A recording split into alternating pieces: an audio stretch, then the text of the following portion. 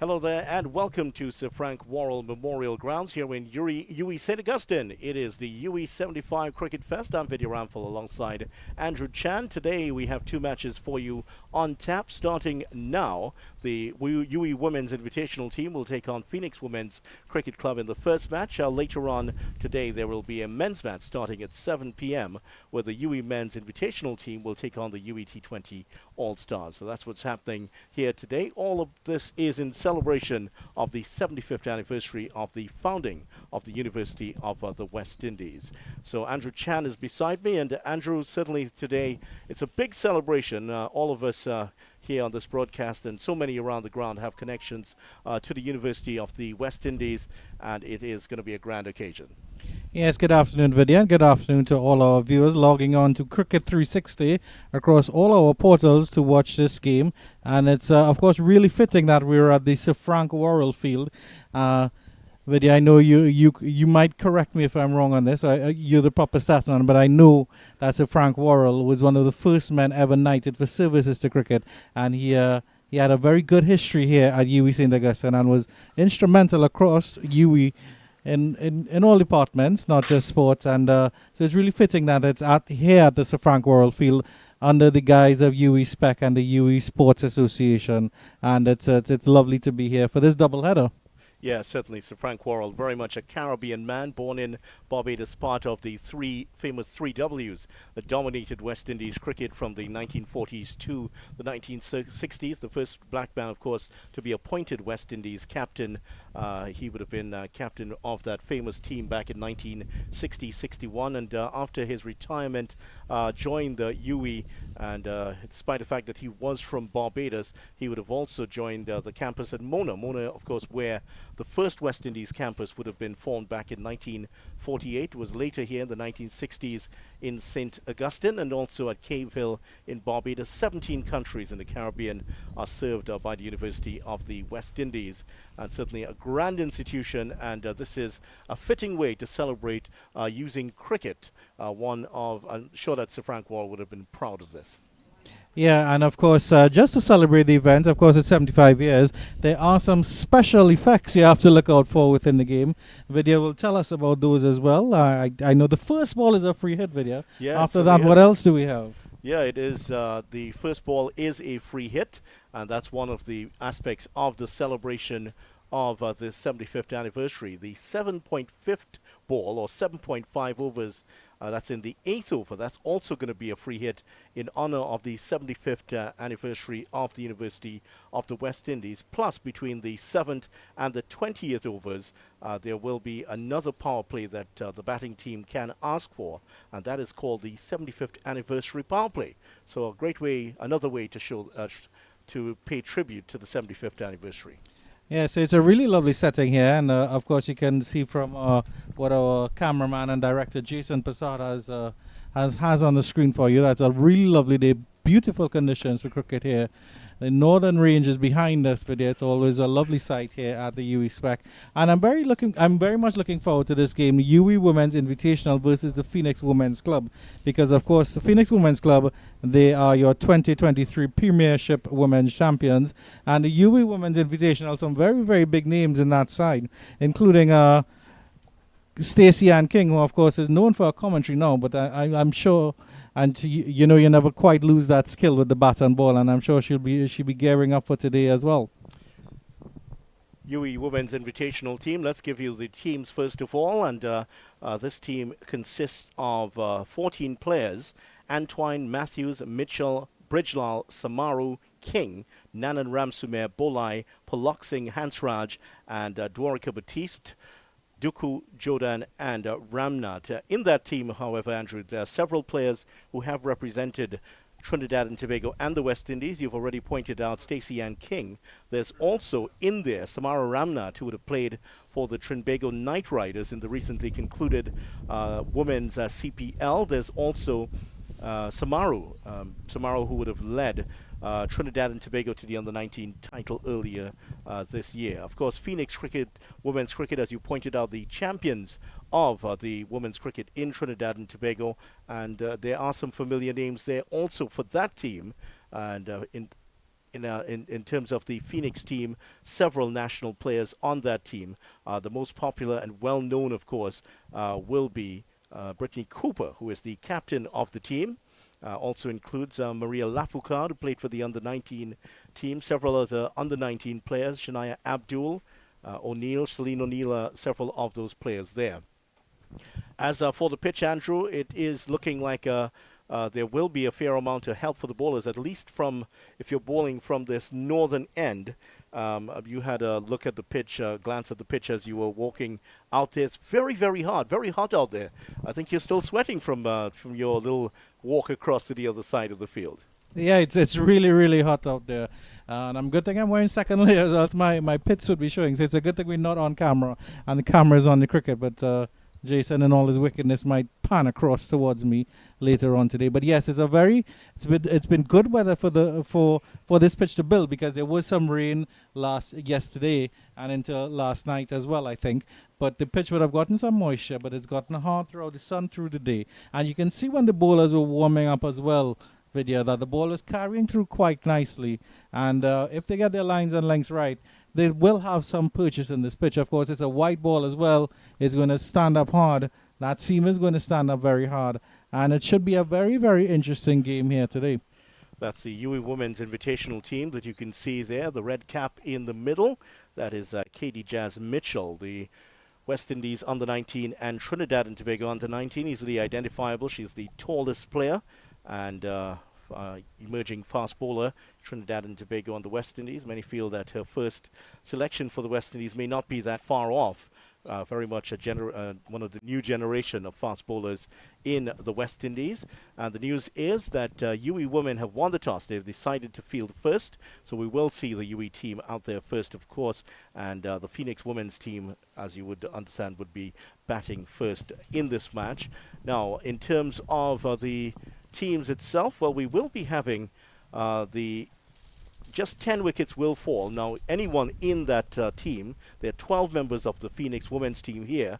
The UWI women's team, there are 14 players here, but only 10 wickets will be allowed. So we might see a player coming off a retired, well, let's call it hurt, and allow another player to bat out there. But only 10 wickets can fall, and any one of the 12 or 14 players of the teams can field. This is very much an exhibition game, so the rules have been slightly relaxed.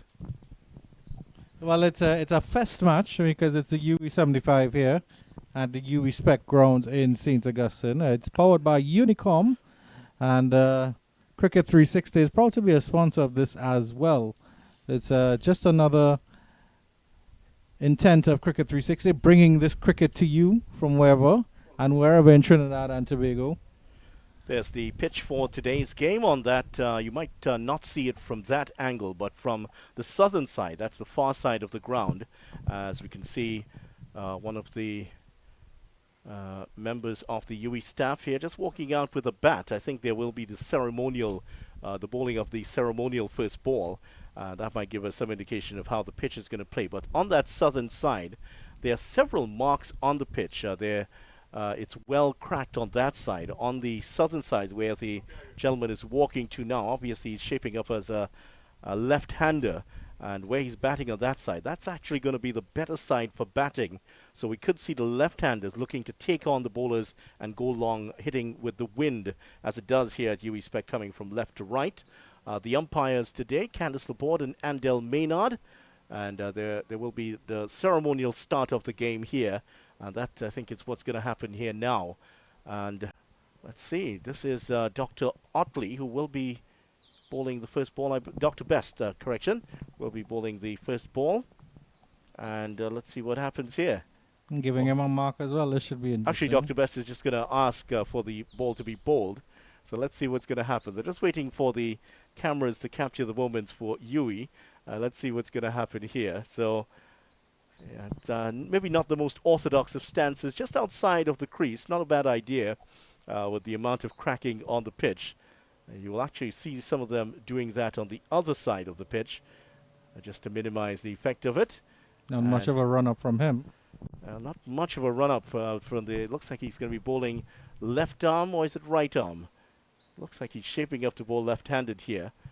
And batsman's having a look around at the field, but there are actually no fielders at the moment. A typical batsman, Diva. Yes, where's my stance? Where are my fielders?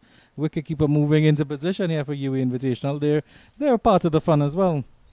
Yeah, it certainly will be. It should be Nanan Ramsumer who will be keeping today. We'll just identify and confirm that for you. She actually took a catch earlier this season against the Achievers, which was voted as catch of the season. A great diving effort that helped UWI Invitational. They went on to third in the competition earlier this year. So we're just waiting for the ceremonial first ball. And Poloxing is the keeper, as our eagle-eyed producer has just pointed out to us. And Poloxing actually was warming up to do the keeping earlier, so we might not see not Dwarika Batiste, but Nanan Ramsumer. She's not going to be behind the stumps. In fact, she was doing a couple of fitness tests earlier today.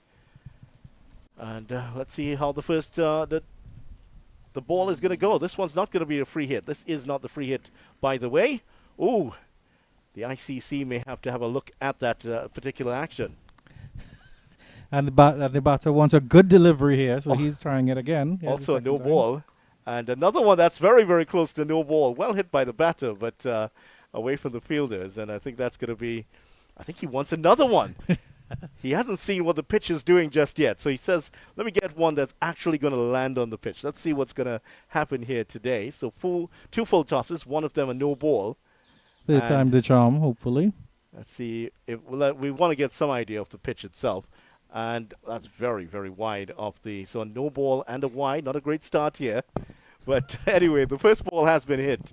And that's the ceremonial first ball ball. Now we're going to get ready for the action. Phoenix women are going to be out there at the moment. And they're going to start off.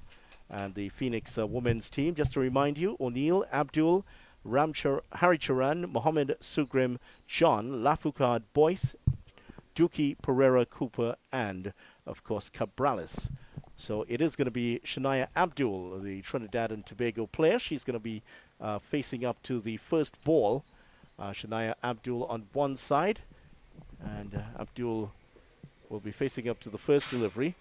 And we'll identify, of course, the other batter for you. There is Andel Maynard, the second umpire for today, just making sure that all is well. Candice Laborde, who would have umpired at the ICC Under-19 World Cup earlier this year, she is at the other end. Katie Jazz Mitchell looks like she's going to start off the proceedings today. So Mitchell's going to start off from the other end, so she's going to be marking off her run-up at the moment. It's good to see Katie Jazz Mitchell getting the ball really up. I think when she has a rhythm, she has a really nice easy run up to the crease, and when she gets her rhythm going, she has a really, really nice rhythm, and I think she gets a little bit of swing as well. Might be a bit of late swing. We'll see how she lines it up against the left-hander. Of course, it's towards the end of the season, but these athletes will be training all the time. Mitchell will be bowling over the wicket, bowling to the left-handed Shania Abdul, Trinidad and Tobago player, back in the scene once again. A real find. Many saw her a few years ago when she played at secondary schools level. She was dominant, the player of the year when she played at secondary schools level. And now back on the scene once again, and good to see her out there. And she's facing up to the first delivery. Here's Katie Jazz Mitchell to start us off. Well, immediately that is pumped into the outfield. One bounce to the fielder out there. And just a single. So that's a very positive start from Abdul. And that was, of course, the free hit. Maybe not taking full advantage of it, Abdul, but at least she got something on the bat. And runs on the board. Katie Jazz Mitchell will also be happy. She touched down as opposed to Dr. Otley, who didn't manage to hit the pitch at all. Hit the pitch, I should say.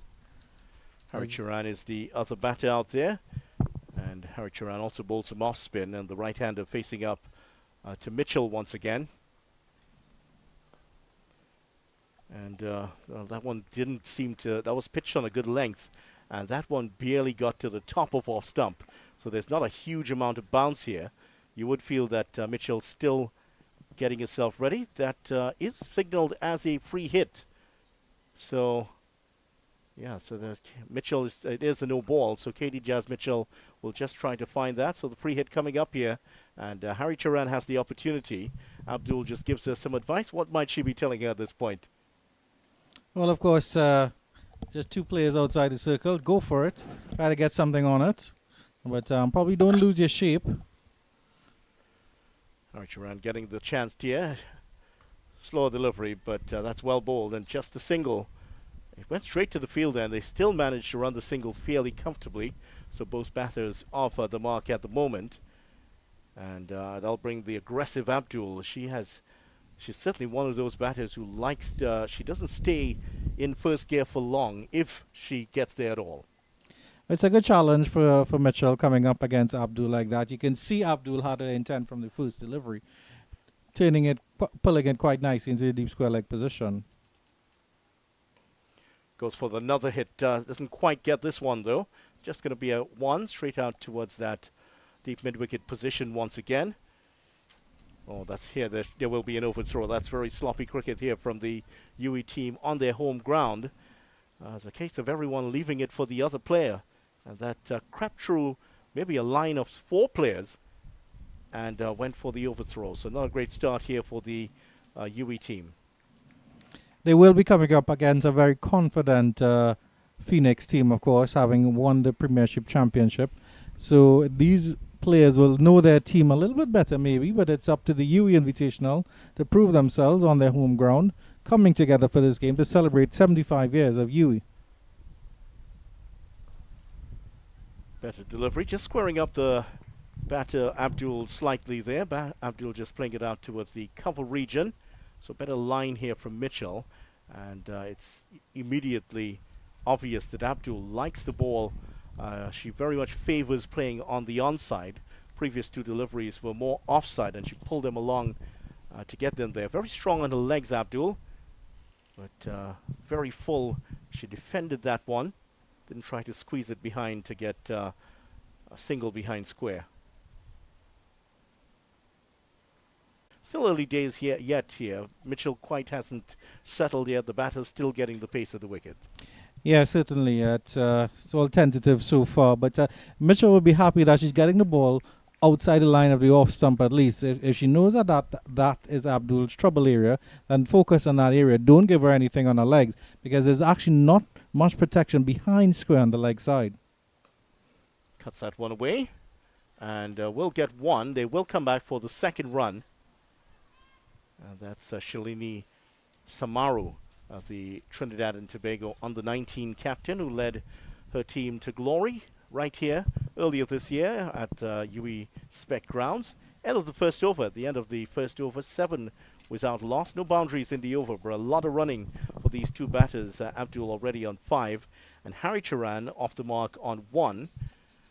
So the projected score already, 140. That'll take some doing on this pitch.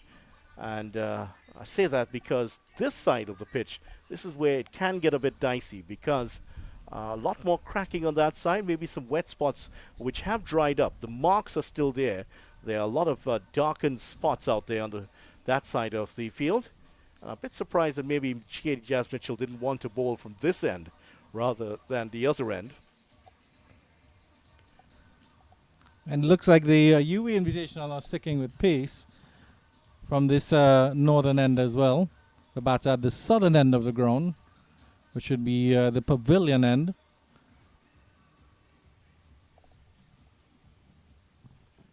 Difficult to tell the numbers of the UWI Invitational squad from their shirts. It's a green while their shirts are a dark blue.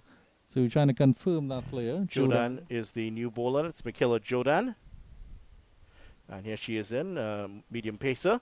Just pulls out of it before the start. Jodan from the Lopino area has played in the past for Technocrats. And certainly just about 5'2" or so, Jodan. She certainly looks very small next to the very burly Andel Maynard. And that's played away behind square for 1. They should get a second run here. Nadra Dwarka Batiste after this one, and they pick up a couple of runs here.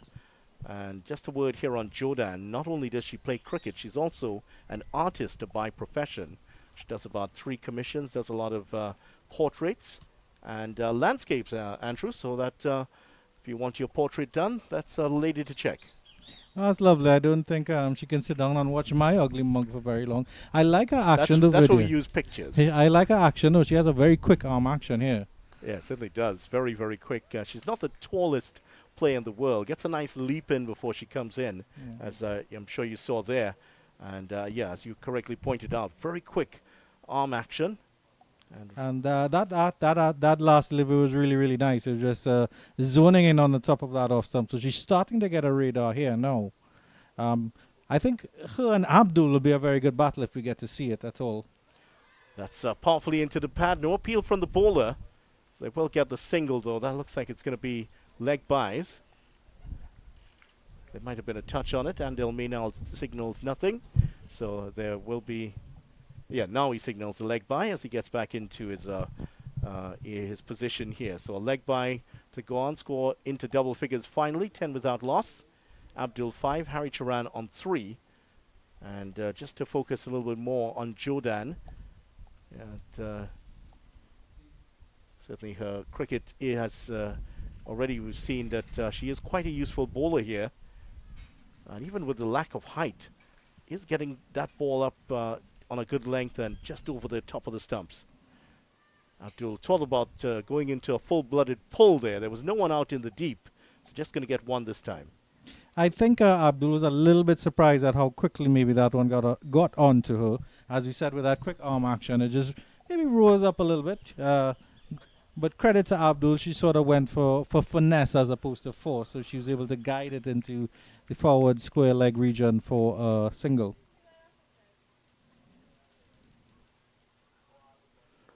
A little bit shorter there from Jordan, not punished by Harry Charan, just turning that out towards the mid-wicket position where Mitchell does the fielding. And a little bit on her art. Jordan talked about the fact that she does a lot of portraits and does the occasional landscape, if you like, that sort of thing.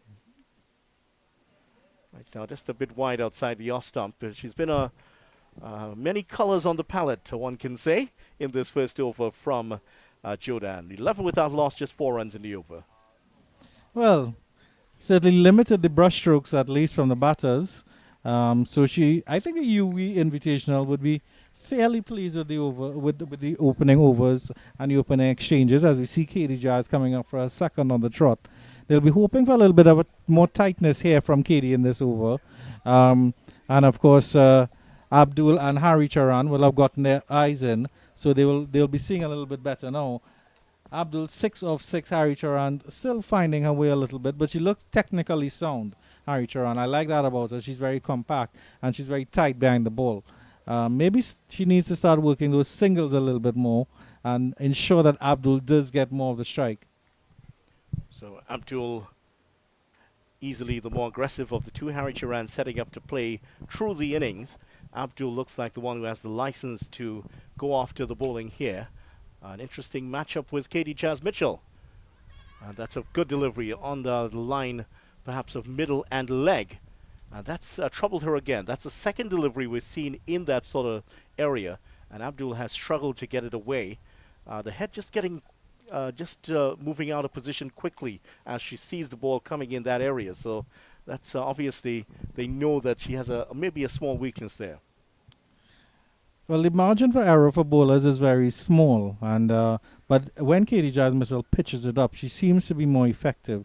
Don't know if she gets some movement through the air. Maybe it's just a rhythm that brings it. Not called a wide. Harry Charan very much trying to stay within her range of skills. Didn't quite go for the cut shot there and leaves that one to go. In the third over of the match here, Katie Jazz Mitchell, the West Indies and Trinidad and Tobago under-19 player, played at the World Cup earlier this year. And sure that was a huge experience for her, and one that she certainly would have enjoyed.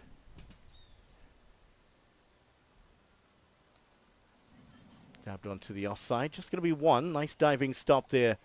And they prevented from going for a second run. Yeah, of course, it's nice to see the women's game being developed. Coming back to your point about Katie Jazz Mitchell going to the World Cup, and I mean she's a young person, and in any sport, in any discipline, to go to a World Cup and represent your nation, and of course your, in the case of West Indies cricket, your region, it's an opportunity that she has had that I certainly never will have. That's again pulled out towards that deep mid-wicket position. That one's travelling, and a very good stop in the outfield. And the lefty out there makes a nice diving stop. That was a good bit of work in the outfield to make the stop, because that could have gone for a boundary easily. Yeah, and I think that might be Miss Stacey Ann King, yes, yeah. it is. And showing her worth, her value, and just how good she is in the field. And it must be amazing for these young players to rub shoulders and share a dressing room with her, indeed.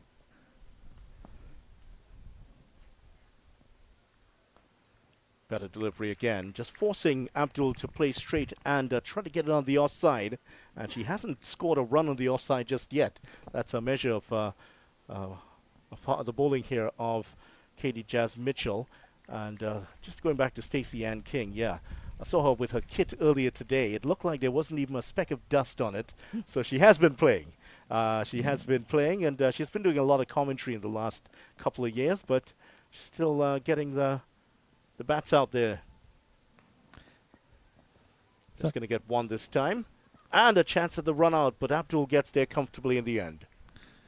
It's a nice battle today for Cooper versus King as the third over comes to an end. 16 without loss.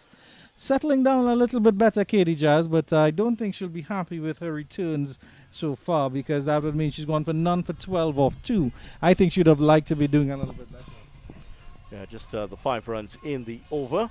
Spectators here out for the game. Not a huge amount so far, but we would expect that it will build up throughout the afternoon. It has been a hot day.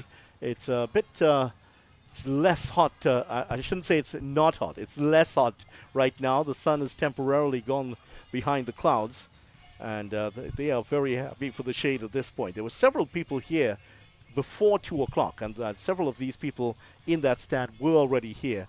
And there's also a concession here just close by. So they're having a drink, a little eat, and watching the cricket. Yeah, our director Jason was asking me to avail him of a snow cone, but unfortunately Snow Cone Man decided to set up shop somewhere else. So unfortunately. And Jason pointed out where the Snow Cone Man is. So certainly during the break we might send our cameraman Kevin Maharaj to get snow cones. There is the Snow Cone around. Man, by the way. And different types of snow cones these days. Just dabbing outside the off stump. Good delivery again here from Jodan. And the left-handed Abdul being troubled by that. Outside the off stump, that's where she's found most of her troubles. And that's where they need to focus at the moment. So the snow cone vendor out there. And there's also face painting. I know you'll be interested in that, Andrew. Yeah, Jodan coming in again. That's hit straight. And that's going to run away towards the boundary. The fielder's coming across though and just gets in front of it to make the stop. And a couple of runs here. That's a good, nice straight drive from Abdul. And picks up another couple. She's kept the scoring going well. Full toss though from Jodan. As you quite rightly pointed out, Abdul is very good on the leg side, but I think it's lacking in her game. She needs to get into that offside side. Even if she just gets a couple singles, situations like that, and you can see that delivery outside the off stump. It's a delivery that any batter should be able to deal with outside the off stump. Yeah, she's trying to play it out towards the leg side rather than the offside. That's where she struggled here. And Jodan knows that her remit will be to keep that ball on the offside and try to entice her to cut that one through the offside. That's again hit straight, but she turned down the single. That should have been taken.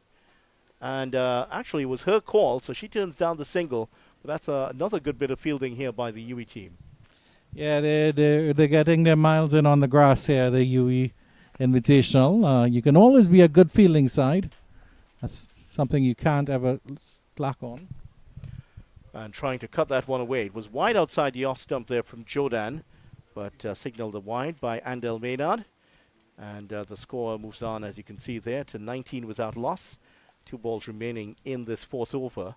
So far, good effort here from Jodan. Mitchell has been fairly expensive, I'm sure she'd feel from her point of view. Oh, she's caught that. Oh, through the hands. Thought for a moment she'd wrap the fingers around it. But that would have been a sensational catch there by Jordan. Expensive, I'm sure she'd feel from her point of view.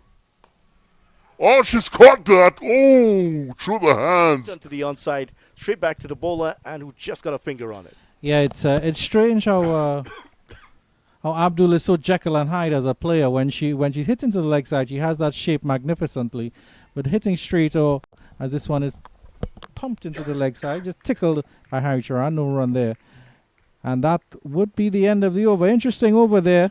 Unfortunately, Jordan didn't get the better of Shania Abdul there.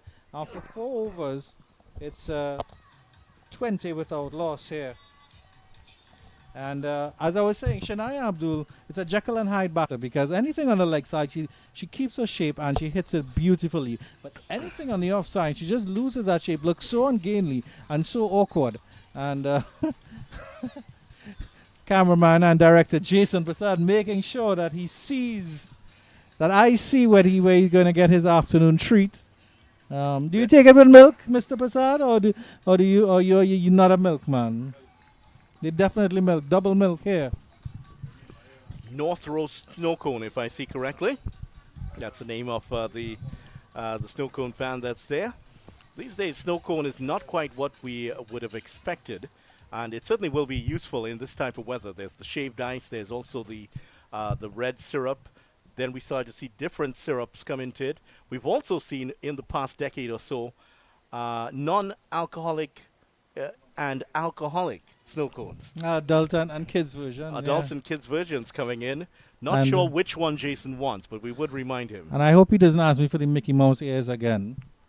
They're a bit too big for that now. Okay, and there's a new bowler coming in here. Stacey Ann King here to bowl, and her first delivery, that is outside the off stump. Left arm bowler just coming around the wicket here. And here's King to continue. King with a bin. That's a very, very full delivery. Abdul is not going to hold back here at all. Going after that one full-blooded. And just squeezes it out to cover. An unbalanced drive again by Abdul. As you pointed out, Andrew, she does look a bit ungainly once she's trying to play into the offside. And King, a very experienced campaigner. Just making sure and just bowling it on the offside, getting her to attempt to drive. So King now switching over the wicket. She'll be bowling to Harry Charan. 4 of 10 deliveries so far. Look at Abdul, almost up to the runner ball stage. Nice shot, and we'll pick up one. They could possibly go for the second here. Abdul looks very interested in staying at one end, so she wants to take on left-hander to left-hander here. That was very deft from Harry Charan, just getting up on one leg, Gordon Greenwich-esque, as they like to say, very Caribbean shot, just flicking it backward of square between the two fielders, picking the gap nicely. If she comes into her own here, Harry Charan, it'll be a good move here for the Phoenix. That's hit nicely straight. Didn't quite get all of that. Just going to get a single. Just chipped it over the bowler. And again, King trying to feed it into that area just outside of the off stump. Trying to get Abdul to play on the offside. We haven't seen too many strokes from Abdul anywhere between extra cover and anywhere between that and third man. Not a shot has gone in that area. But she's deft. She's quite deft straight. You'll have to give her that. Nicely played towards the cover. Well fielded, and no run here. Stacey Ann King won the World Cup with the West Indies women's team back in 2016. In those famous pictures of the West Indies men winning the World Cup in the afternoon on that famous day for West Indies cricket. Stacey Ann King was the one holding the Women's World Cup when they were celebrating. Another good delivery here, and she will keep the runs down. One ball remaining in the over, 24 without loss so far. Yeah, Shania Abdul, she's good straight, and I'll give her that because it's not easy at all to hit straight. Harry Charan, more of a touch player, deft player, relying on her timing. She hit that one nicely into cover earlier in the over. Didn't get any runs for it. Nice looking on drive in the air, but away from the fielder, and picks up one. End of the first over here from Stacey Ann King to 25 without loss.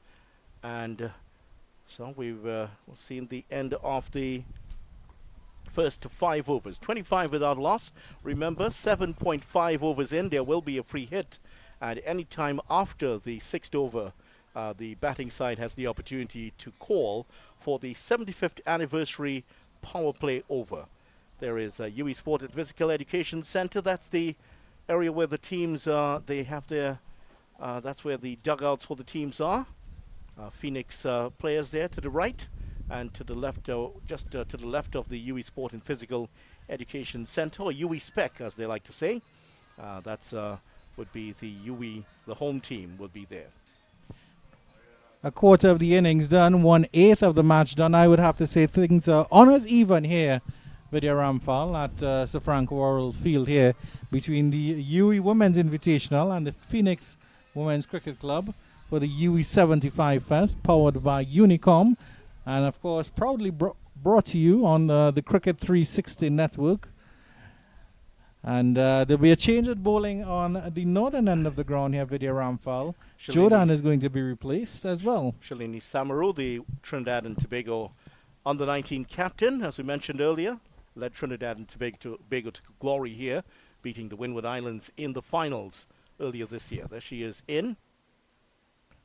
Full toss to start off. Just going to be one here as the king comes off the boundary to field. Samaru, heavily influenced by Anisa Mohammed, who is due to play for the Phoenix women's cricket team today. One of the incorporations that we've seen in her game, in her bowling especially. When she runs in, you will see that there's a small hop at the start of her runner. Very similar to Anisa Mohammed, who would have introduced that into her own game to give her more momentum, to allow her to get those off-spinners in from a higher trajectory. If you're going to carbon copy anyone, might as well be a legend. Yeah, it's very, very, very true. I mean, you can't get too much better than Anisa Mohammed. And the fielding just letting her down there, the TNT captain and West Indies player. And of course, a lot of these players would be familiar with this ground no more than Anisa Mohammed. She's played on ground all around the world. I actually remember when I was doing some courses here at UWI, a communications degree. One of my classmates actually pulled her in for a project as well, Anisa Mohammed, in terms of marketing. Outside the off stump, that one would be turning in slightly to Harry Charan, just defeating her and the keeper, Palak Singh, and they get the single there. Doesn't turn it a huge amount, Samaru, but she's very, very steady. And she does get a slight turn and just those variations in pace. That's how she gets her wickets. And it's going to be an interesting test to see how she bowls to the left-hander here. Maybe would have liked to have seen a slip in place here for Abdul. Abdul comes down the track, hits that one straight. There's a fielder coming across. It's not going to carry to the boundary anyway. It's just slowing up. And we've seen a couple of runs here. During the under-19 women's tournament, the offside, the left side of the field as you're looking right now, there was not a single boundary hit at all during the tournament, even if there were left-handers batting from the northern end. So it's very difficult to score on that side of the field. Good grass here at UWI. Flick. And Mitchell is after this one. She is going to rein this one in. It was slowing up just in front of the boundary. And another couple of runs here. A couple of full tosses from Samaru, who hasn't quite settled so far in this first over. Yeah, I thought she got some good deliveries in actually. She looked comfortable against Harry Charan. But I think Abdul is slightly, maybe enjoying a little bit of pace off the ball, where she had a little bit more time to get her brute force behind it. Well played again, and straight to the fielder. So on the offside, she's more respectful. Anything that's middle and leg or on the leg side itself, Abdul's going to go after it. That's the end of the power play over. At the end of it, 32 without loss. 7 runs in that first over from Shalini Samaru. And that's certainly they're going along well here, the Phoenix Women's Cricket Club.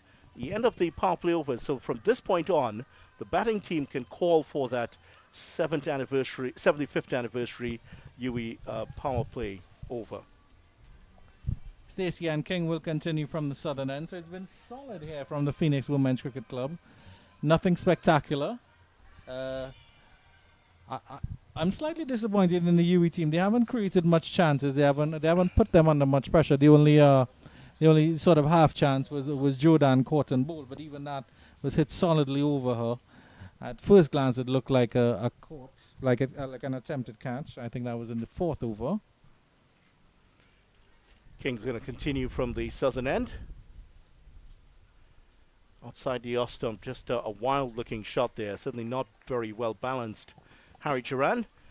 And King, despite the fact that she has retired now, she's a commentator now with international cricket, not working at the Men's World Cup. But I think we will see her for the Super 50, which is coming up in a couple weeks' time. That's a very nicely played shot. A bit fuller this time from King, driven out towards that cover region. Mitchell's out there to do the fielding. She has a very powerful right arm, Katie Jazz Mitchell, and she is easily one of the better players in the outfield for this UE team. Nice reach there by Harry Turan. She's a small person, but again, I love how she's using her timing. She's playing within her abilities, and she's a perfect foil here for Abdul. Let's see if Abdul will go after King again. Good delivery. That may be going between the batter and the leg stump. And King's wondering why did that score not read 33 for 1. Take a look at this again. Abdul trying to make some space here. I think that passed between her and the stumps. Yes, it did. She lifted the back leg, and that just went past the leg stump. That was a close call there for Abdul. Change in the field, though. The player who is at third man is now at a very fine leg. Full toss, and over the fielder. It's not going to run away to the boundary. Samaru's after it, and they will get a couple of runs here. So Abdul's not backing down. She is going gung-ho at the bowling attack here, mixing up some solid defense with some attacking shots. Well, I'm certain that you'll have respect for Stacey and King off the field, but on the field, Abdul is taking no prisoners here, and she's really going after King, and it's good to see. It's a good battle. Good bowling there from King. Oh, that's given away, an extra needlessly given away there. Paluxing not able to gather that one, and that's kept the pressure on. I'm sure King would have loved to have had another couple of deliveries there at Abdul, trying to work her over, just frustrate her outside the off stump. 36 without loss, one ball remaining in the seventh over. I'd like to see some more pressure on Harry Turan. Maybe get her field a little bit closer and see if she might try to play one too softly and pop it up or something. A big edge. That one's going to run away to the third man boundary. That one has some legs on it and crosses the ropes with strides to spare. So the first boundary of the match so far comes off the last ball of the seventh over. Very thick edge that runs away far wide of third man for 4 runs. Languid there from Harry Turan. Probably didn't go where she intended it to. A little bit of extra bounce there from King. Going away from Harry Turan as well. We've got enough of a thick outside edge for it to run down quite quickly to the boundary here. To the photographer that has now appeared. That's on the outskirts of the boundary there. Just into a third man position where there was nobody there. Shania Abdul has been, it's very hot out there, Video Ramphal, and she's been going gung-ho, so she clearly needs a drink as she's sitting down and taking some refreshment there. Sir Frank Worrell Field here at UWI, and as we mentioned earlier, named after the great Sir Frank Worrell, former West Indies captain, and that scoreboard not in use here today. It certainly was back in 2007 for the ICC Cricket World Cup. Several warm-up matches were played here, and those warm-up matches would have involved Canada, Ireland. There was also South Africa and Pakistan here. That Pakistan team was led by Inzamam ul Haq, and also featured Kamran Akmal, who hit several boundaries. The spectators, as we showed you earlier, hit some big sixes over there. I remember that very clearly.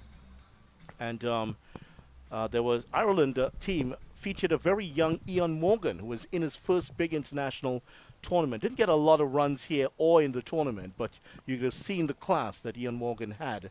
Went on to famously lead England to the World Cup victory in 2019.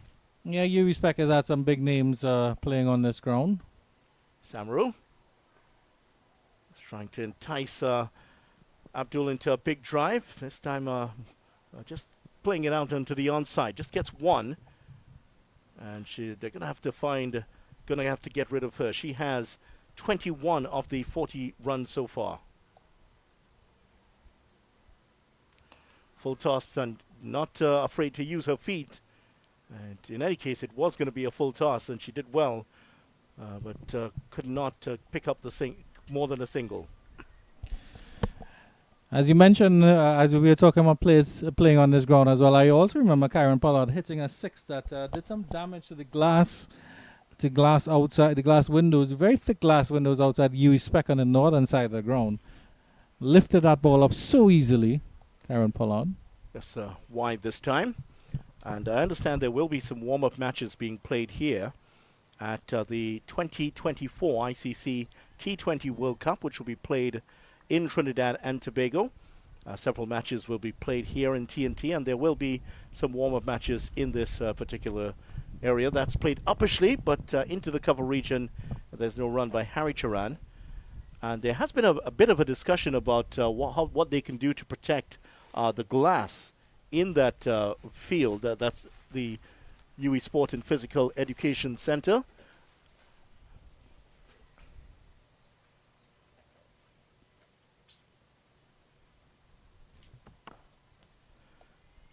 Another full toss, and Harry Charan will get one this time. Yeah, there is a bit of discussion on how they're going to protect it. I understand it's some 93 meters from batting on the southern side to the glass. And given the standards of today, guys are hitting sixes, 107, 110. And here is the 7.5 over. This is the 75th anniversary free hit here. And every 7.5 overs in the innings today. In the 4 innings we will see today, that will be the free hit. And here it is. Free hit, 7.5 overs. Abdul comes for this one. Lifts it over the infield. Just going to be one. So just had the one run off that ceremonial free hit there, Andrew Chan. Yeah, it's of course all in celebration of UWI, the University of the West Indies, and there have been some great names, of course, in the name of cricket that would have passed through all these grounds. We're playing in one named after one of the greatest of them all, to Frank Worrell, but certainly UWI St. Augustine would have provided some great names to the Trinidad and Tobago, and of course the West Indies cricketing outfield, as the 8th over comes to a close 44 without loss. There's the building. That building, that's what we were talking about. 93 meters it takes to hit the ball from the southern end to hit the glass there. Karen Pollard has done it. And it's just a measure of how much cricket has changed from 2007 to now. During that period in 2007, no one hit that particular that building. However, there is an active discussion going on about erecting a safety net to protect the glass in that area, because it could be potentially harming if someone hits there. And that just tells you how much the game has changed in the last 16 years. Well, in all fairness, that gentleman we're speaking about, Karen Pollard, had a lot to do with that as well, because certainly changed how the game has been played. And it's interesting video. When T20 cricket first came about, the West Indians were really, to me, the only power hitters around. And now all the teams are developing their own power hitters, and they're really powerful players that can really decimate and cause some amazing damage. And of course, as a statsman, 40, 50, 60, 70 runs coming in 5 overs. It's ridiculous stuff. Yeah, it certainly is. And it's part of a wider change. As there's a small break here in the game, as a couple of players will be substituted and rotated off the field and on here. So we'll just, not too much of a change, but a couple of players for the Phoenix team will be coming on. And there's some water being handed out at the moment. That's why there's a little bit of a lull. And Candice Laborde is asking the players to hurry up and to get the changes done rather quickly here. Abdul is really struggling. That's why they're holding up at the moment. Abdul is going out there to get some water. She did have some a couple overs ago, but the heat combined with the fact that she is just getting back into her game. She played for Trinidad and Tobago, but still getting into her game. And I think, and I'm sure she'd be the first to point out that maybe a bit more work needs to be done on the physical side as she starts to maybe try to get the West Indies selectors interested in her for a job at the higher regions. She's changed her headgear as well. She was previously wearing a helmet. Now she's going with a very stylish visor. Hopefully that'll help cool her down and still keep this glaring sun out of her eyes. Well, I'm sure our cameraman Kevin Maharaj would like to lend her his floppy hat, but he needs it Maharaj, so much you to say? covers his face. Maharaj. I thought his last name was Greg. He answers to many things with your Ramphal, some of which neither of us would answer to quite surely. A man of many talents, Kevin Gregg, and a man for all seasons, they call him. Certainly don't want to see his face in winter. Down the leg side, first delivery from Batiste here. Another change in the bowling, and all of the bowlers have bowled spells of 2 overs so far. So Batiste coming on as the third change. And for the UWI team,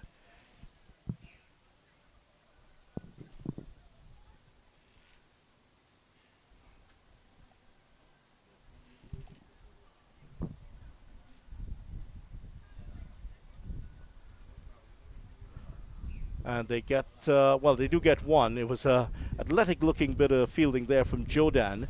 And this is Dwarika Batiste. And just turned onto the onside, they're picking up the single quite easily. Yeah, easy stuff here. Abdul is clearly slowing down. Normally should have hoiked that into the leg side. Instead, he just calmly turned it in for a single. Aisha Ran will have to start to take the lead here, and let's see if she can do that. Outside of the off stump, and Batiste was Dwarika Batiste, natural Dwarika Batiste, to give her full name. She was the manager of the Trinidad and Tobago under-19 team that won the regional title earlier this year, and also the captain of the UWI Women's Invitational team. I don't think she's captaining today, but subject to confirmation. Down the leg side, and a nice take behind the stumps. They signaled a wide, and the keeper Poluxing was actually indicating there may have been an edge. But Candice Laborde is a vastly experienced umpire, and she won't fall for that con anytime soon. In all fairness, Dwarika Batiste tried to sell it with the arms akimbo and the look of disbelief on her face, but nothing doing. Laborde stands. Didn't get the pull shot. Well, Abdul is slowly off the mark, but they still managed to get the single.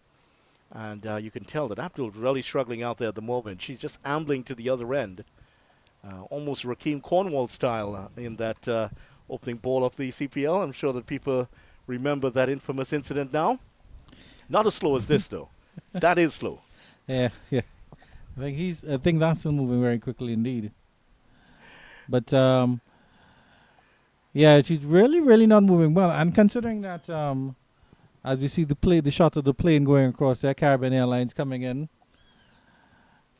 And if she's not moving well, maybe you try bring on another play. You allow the substitutes as well. High up into the air. This could be caught. There's a fielder settling under it, and it's dropped. Oh, she got under it nicely, and there was an attempt at the run out also. Hit the stumps that time. That may be Nanan Ramsume who put that down, usually the wicket-keeper of the team, and certainly is difficult sometimes when you come out there, you don't have the gloves on. But it was one that was high, it was swirling, and she never looked like she really got underneath that one to take the catch. I think at the end she had to reach to her left and dropped it. The unfortunate one, it was high in the air. Abdul had given up and running to the non-striker's end. Hit well straight and just the one run. But Abdul, despite her physical struggle, she hasn't slowed down in terms of her scoring.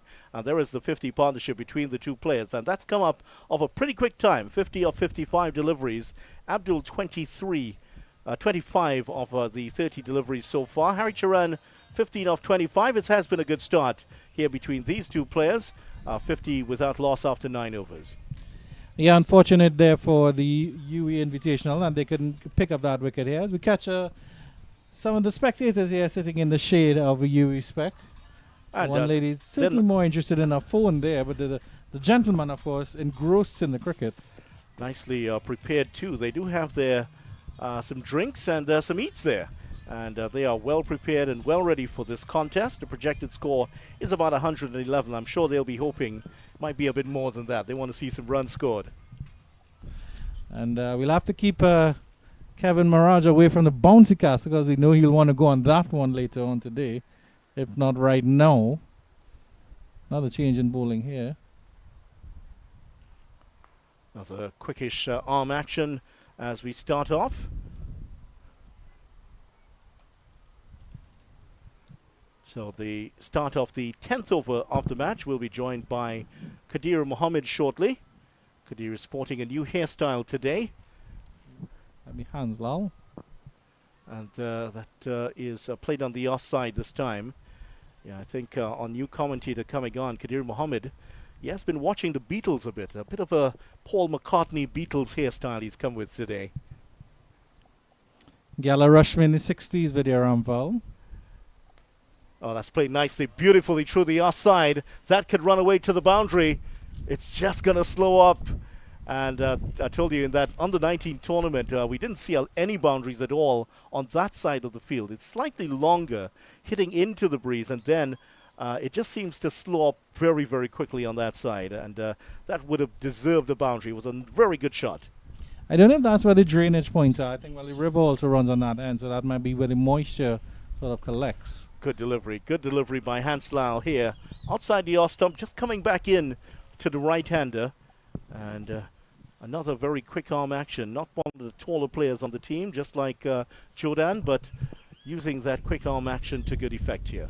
She has a little hop as well. And there's another single out towards the cover region. Now, she's not a medium pacer. You would realize that she is an off spinner, but the pace of the delivery, she's more like at medium pacer's speed coming through here with that quick arm action. Hanslal. That's Crystal Hanslal, played for AC Women at one time.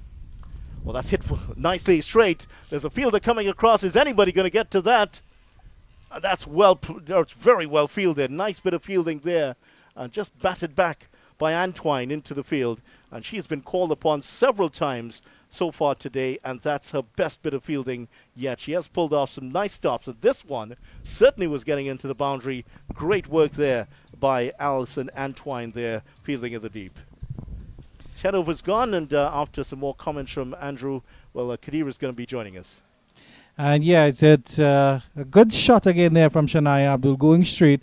You can see her on her haunches there. That two of us on the screen there. That's me, Andrew, and right next to me, my good friend, Vidya Ramphal, and fellow commentary position. So Shania Abdul is still staying with a good work here. Good straight shot.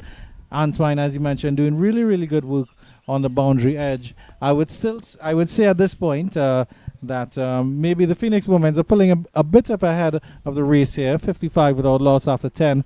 Decent run rate. Projected score of 110. And Vidya Ramphal will continue his comments before I step away, and Mr. Kadir Mohammed will come into the commentary position. Thanks very much, Andrew. 55 without loss after 10 overs. And Abdul on 27, Harry Charan on 18. And we'll take a short break for the water break as we will be resuming our commentary in just a couple of minutes' time.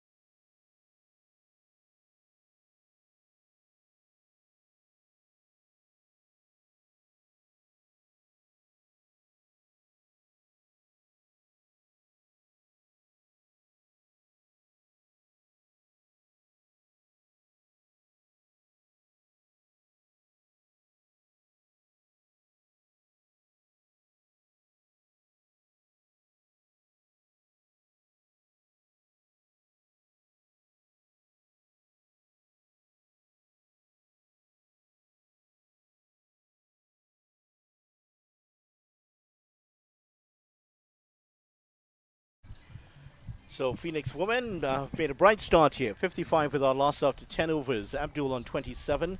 Harry Charan on 18. Vidya Ramphal alongside Kadir Mohammed here for the UWI 75 Cricket Fest. UWI Women's Invitational versus Phoenix Women's Cricket Club. And it has been, so far, a very good start from Phoenix. Yeah, good afternoon, Vidya, and good afternoon, viewers.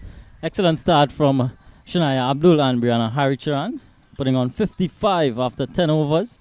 And you have to say a bit of a good effort in the, considering all things being considered, the weather is out, sun is out in all its glory, and what an occasion here, Vidya. But the UWI women, though, they will want to get a breakthrough. And you might feel that could be close in coming here, because you're seeing Abdul starting to slow down physically. She is almost knackered at the moment. She's at the non-striker's end. Harry Charan has not expended a huge amount of energy. She is sedately has gone on to 18 of 30 deliveries, but she is also slowed down in terms of her run production. Natra Batiste is going to continue here. Down to leg side this time, another wide called. Dwarika Batiste, to give her full name. And that is another delivery that has not been, well, they're getting another run here. And quite a few extras so far. This is an exhibition match, so the pressure might not be exactly on here. And what a proud moment. 75th anniversary of UWI celebrated with cricket.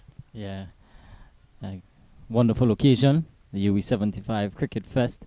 Some chances was not taken early on, and the UWI women will probably be ruining it now. Not going to get the single, and they have turned down a few singles or opportunities for singles like that. That was slightly away from Jordan, who was out at that backward point position, and that also could have been a single. But I think with Abdul slowing down and certainly has been not up to mark here in terms of the running so far, that could be a potential factor in which it slows down the production rate here for the Phoenix women's team. Twice now, the umpires have had to call up on here to speed up during the change. Yeah, batters exhausted in this type of heat. Oh, that's a lovely, brilliant shot there from Harry Charan. Just going to be one. King is out there in the deep cover position. And the heat really has been a factor. And this is the hottest, what they're calling the hottest summer on record in history of since the heat has been recorded. So that's one of the reasons why, I mean, we are feeling it here in the Caribbean. Yeah. In the United States, there was the coldest winter on record in many of the states in the USA. So climate change, if you don't believe in climate change, you're under a rock somewhere. Yeah, it's certainly real. Quite contrasting, though. Down the leg side, another wide. Yeah, we certainly are. Good stop there by the keeper. But yeah, it is certainly a reality, and we're literally feeling it now. Yeah, definitely. Quite contrasting, though. You mentioned the US going through cold spells, and we in the tropics, we're going through some pretty hot days, pretty testing times. During the last winter, there was 0 degrees temperatures in Florida, which is something the Floridians haven't experienced at all. That's hit away, and just another single. And there was also some snow in Texas. There was actually the curious situation, and this one was quite comical, was reported on by all of the news agencies. There's a town called Hell, which froze over. So it has happened. Hell has frozen over. It's definitely. It's. Oh, that was very close to a wide. Yeah, she got away with that. Natra would have been looking back at the umpire just to make sure. But just the 4 runs in the over. 59 without loss after 11. Where's this innings going here? Can they get to that 110 mark with 2 batters possibly just tiring a little bit? There's the sun. And there are all sorts of jokes about how hot the sun has been. I'm sure you've seen the memes on social media. All its glory. It's setting right now. It's still very, very hot at the moment. Yeah, it's hot. It's humid, but an excellent day for cricket. And 11 overs here, Vidya. 59 without loss. Both batters seem to be tiring at this stage. I know substitutes are afforded to these teams. maybe the Phoenix women might be thinking about a substitution at this stage, you think? Yeah, it certainly is going to be a possibility. And definitely the scoring rate has started to just drop a bit here. It's still at a healthy rate, 5.36, projected score of 106, 107 correction. That's hit well, hit straight. And that is the bowler from the last over, Hanslal, who's going to continue here. And again, that is Antoine coming into play. And she's done a sterling job in the outfield. Yeah. So we had the scoring areas for Harry Charan. There is a long off. There's a deep mid wicket. And there is a sweeper. Quick single taken, Katie Jazz Ooh. Mitchell. And Harry Hansler. Charan was struggling for a bit. And Mitchell just missing maybe a couple stumps outside of that, out to the left there. Good camera work as always by Kevin Gregg, or Maharaj if you like. As Andrew would say, whichever one he answers to.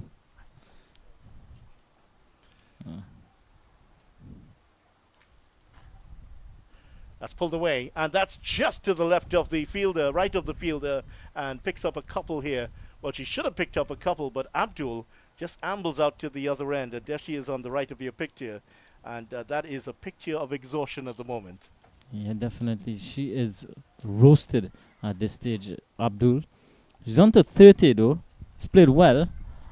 And you might feel now that she's looking to really up the ante. Harry Charan picks up a single. She should get two here. Let's see if Abdul's going to go for the second run. She hasn't. She's decided to stay for one. That was an easy two. And that's what I was talking about. The scoring rate's going to go down. As you pointed out, that we could see a substitution coming up here with Abdul slowing down and Harry Charan, who is more of an accomplished player on all sides of the wicket, either side of the wicket. She is scoring readily on the offside, on the leg side. Abdul's going to hit some, going after her shots at the moment. Just going to get one out to Antoine. Yeah, Abdul now looking like a caged lion. She's just looking to swing for the hills, if you like. 64 without loss.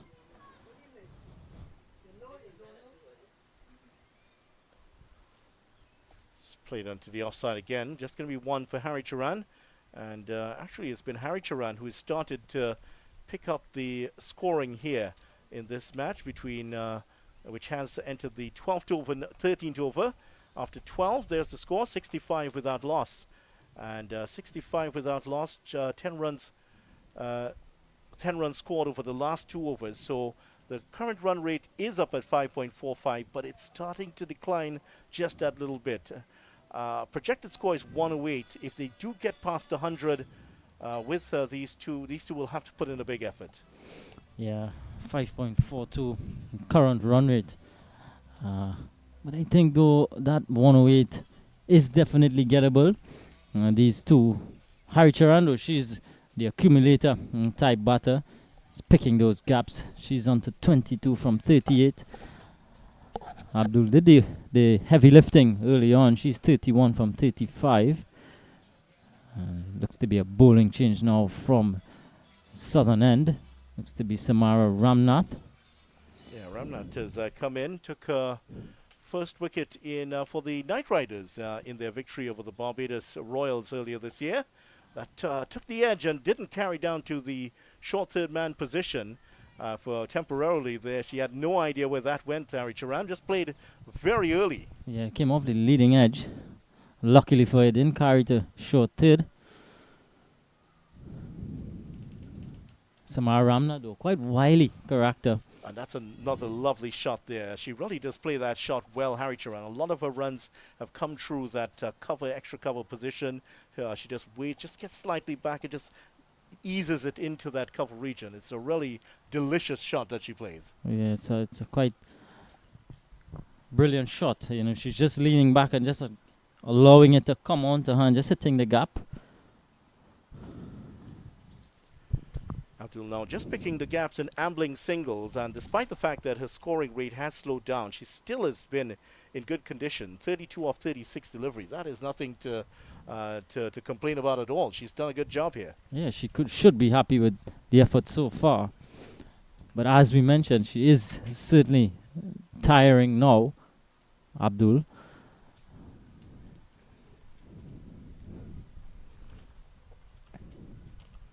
Worked away on the onside. Just going to be one. Ramnath mentioned took that maiden wicket. There's a nice picture of her that came out during the CPL of her running away in celebration. Sure, you've seen it. It was all over the newspapers, Yeah. celebrating the wicket of her idol, Hayley Matthews, Yeah. who's been so brilliant recently for women's cricket.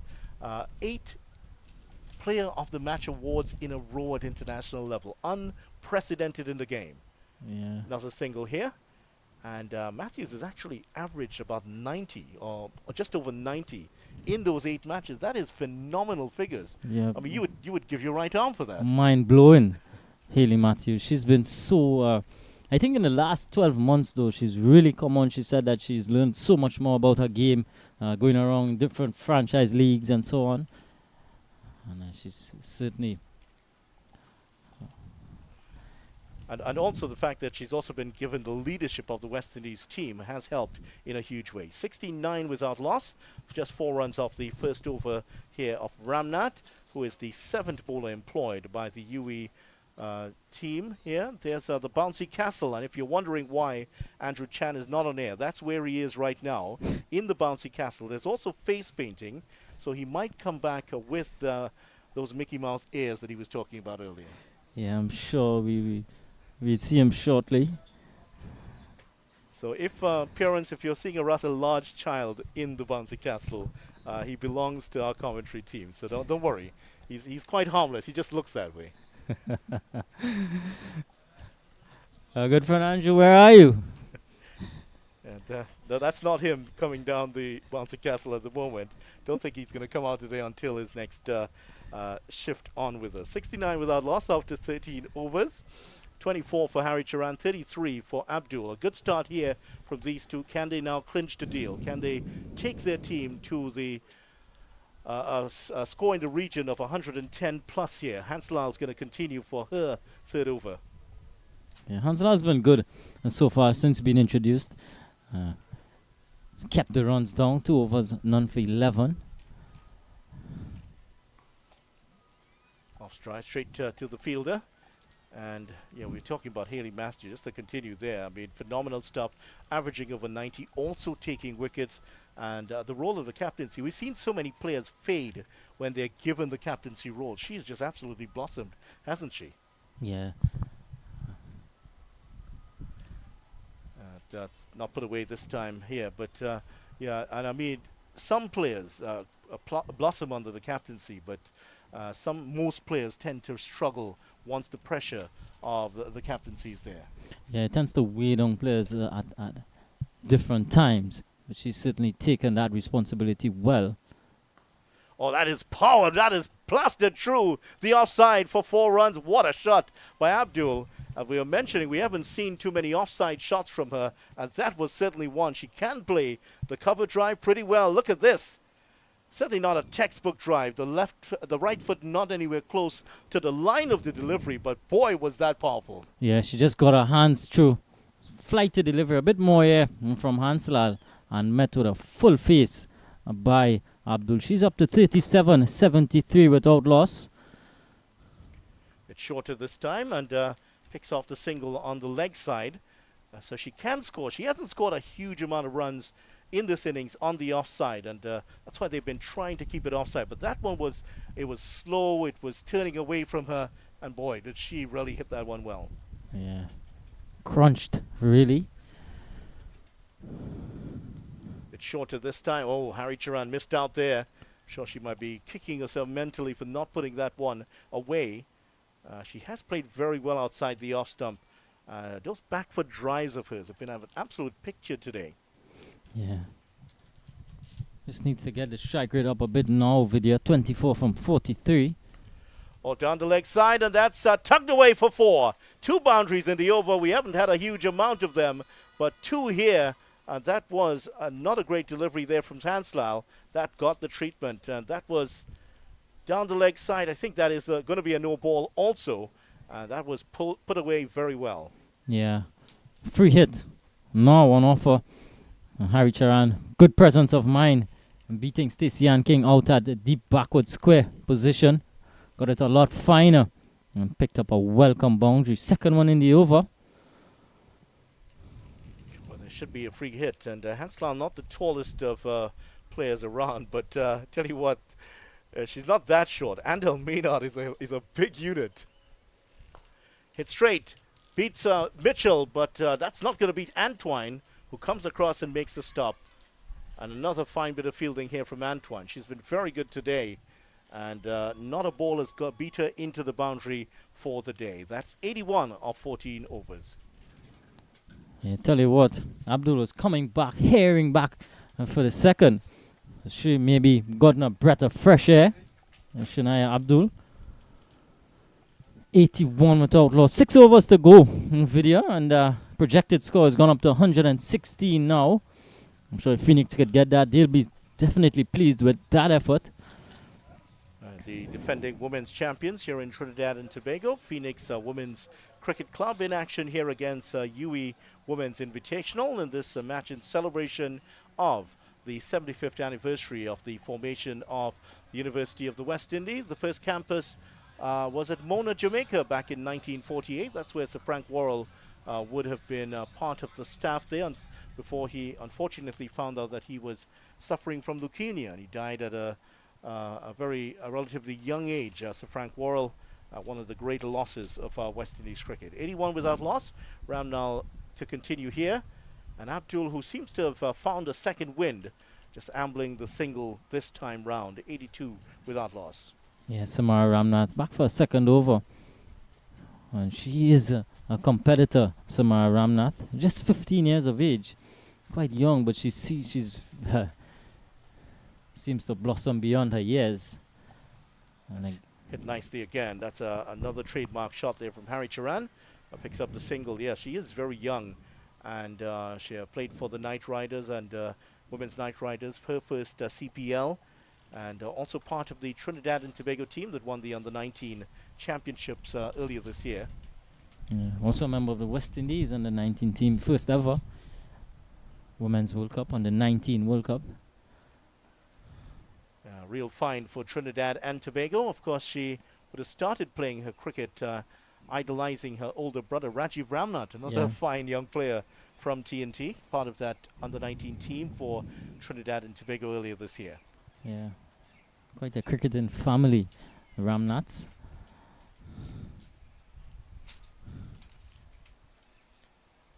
And this time, oh, there could be a run out here. Harry Charan has gotten back safely. Not the best of throws there.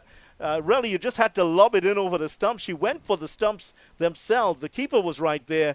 That would have been the easiest of tasks, but unfortunately, they've somehow not managed to run out the Phoenix batter, Harry Charan. Yeah, Abdul was not interested in... Yeah, Abdul was not interested in that single, non-existent.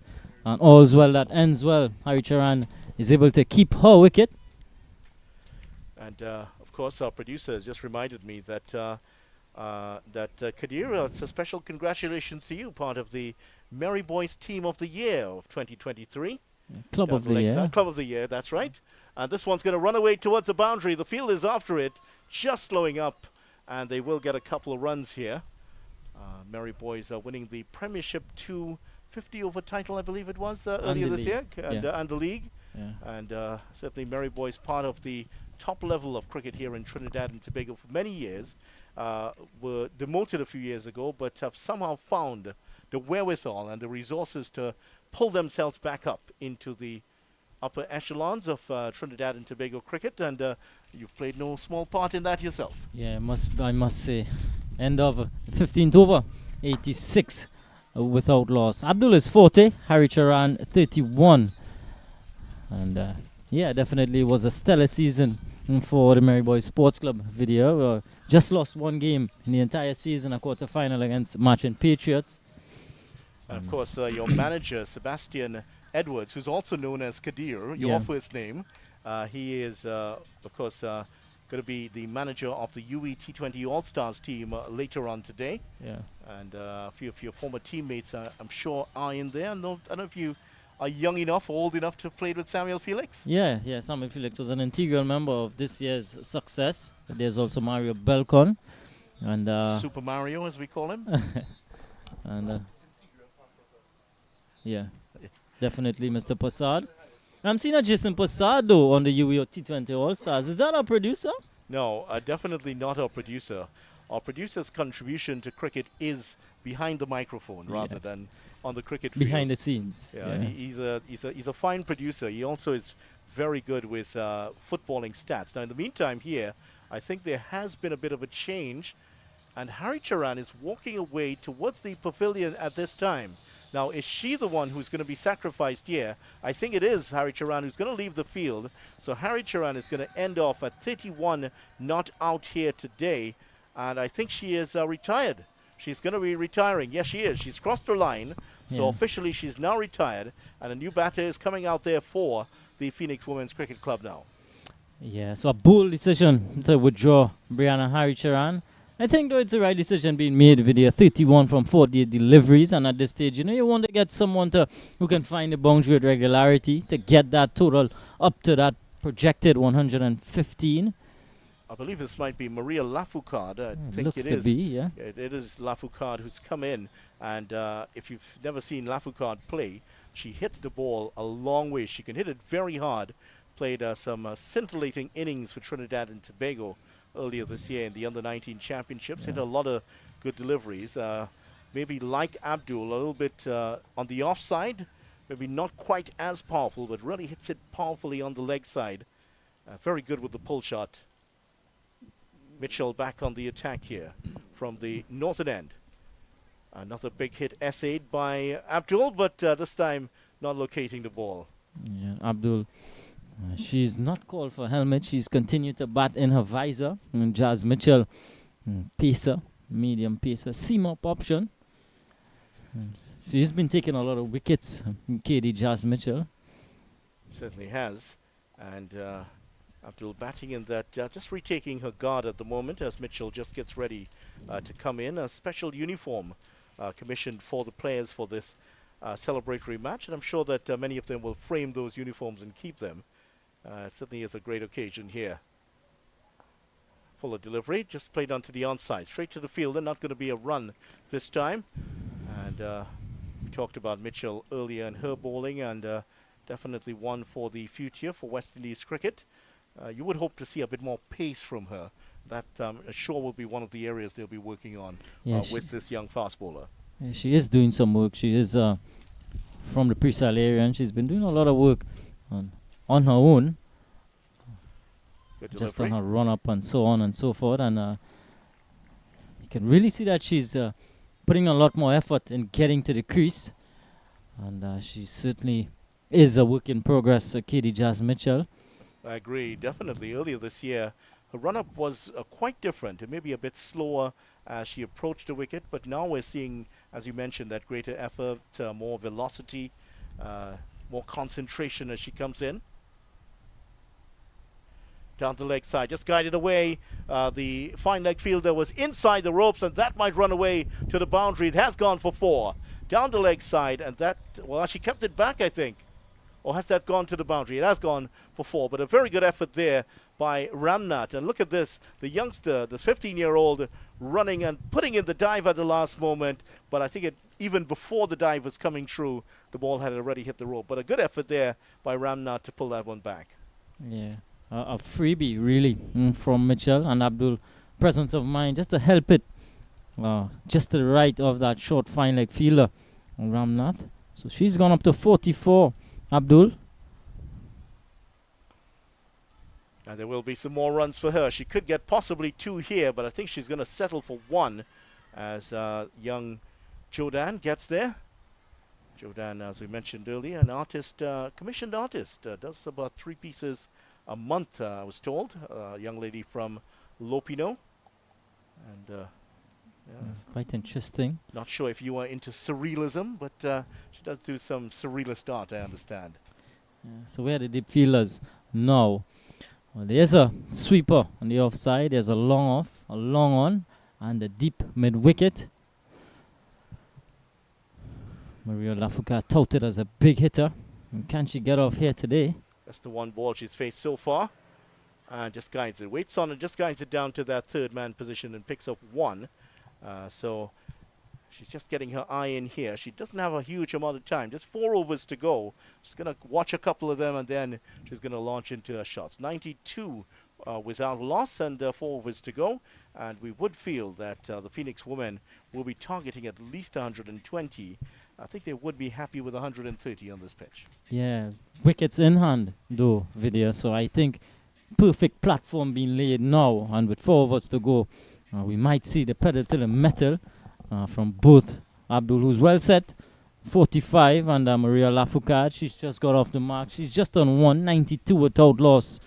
And projected score 115. Brittany Cooper is still in the dugout. Brittany Cooper is the captain of the team today. The Phoenix team, coached by Junior Maxwell. He's been with the team for about 8 years. And certainly a big achievement for him to lead his team to victory here in the women's competition earlier this year. There was the 50 over and the T20 competition. One thing we haven't seen a lot of in the West Indies, at least for about 20, 30 years now, is Test cricket for the West Indies. West Indies players have only played a handful of Test matches in their history. That's at the women's side. Yeah. And it's T20s and ODIs for women's cricket in the West Indies. Not sure, is that something you'd like to see more of from the women's team? Yeah, most definitely. The likes of India, Australia, England, they tend to play a lot more Test matches. But I like to see, though, that format being introduced in the West Indies. And certainly at club level, we could probably see a 2-day format or so on and so forth. Well, we said Lafourcade might take a couple of balls. She just took 2, literally a couple there. The third one, she was coming down the track like a freight train and really put a good drive in. That took some special fielding down in the deep. I think that was Samaru, her under-19 captain, who had to sprawl away to her right to make the stop. Samaru back into the attack. Shalini Samaru switching ends. Now back from the southern end. Here it is, that characteristic hop of hers. Oh, they're just going to get the single down to short, fine leg. Yeah, so definitely there were moves towards the younger women playing at a longer format earlier this year. Well, last year we saw the under-19 women play T20 cricket. Well, that, of course, was in preparation for the ICC Under-19 World Cup, which was earlier this year. This year, the format was slightly different. 30-over cricket for the Under-19 women, preparing them, a sort of a halfway house, if you will, for them to play the 50-over cricket later on. Lafourcade gets the bat on this one. It's not going to travel to the fielder, landing in no man's land at the moment and picking up another one. But obviously, her instructions have been to go after the bowling. Yeah. The intentions is clear from Maria Lafourcade. She's looking to find a boundary. She's not able to make the proper contact. Maria Lafourcade, all's well that ends well. 95 without loss. Think of the remaining bowlers to come, Vidya. Ramnath has 2. Samaru has 1 after this. And Jas Mitchell with 1 more. So it's not going to be easy for the Phoenix women in these remaining 3 overs.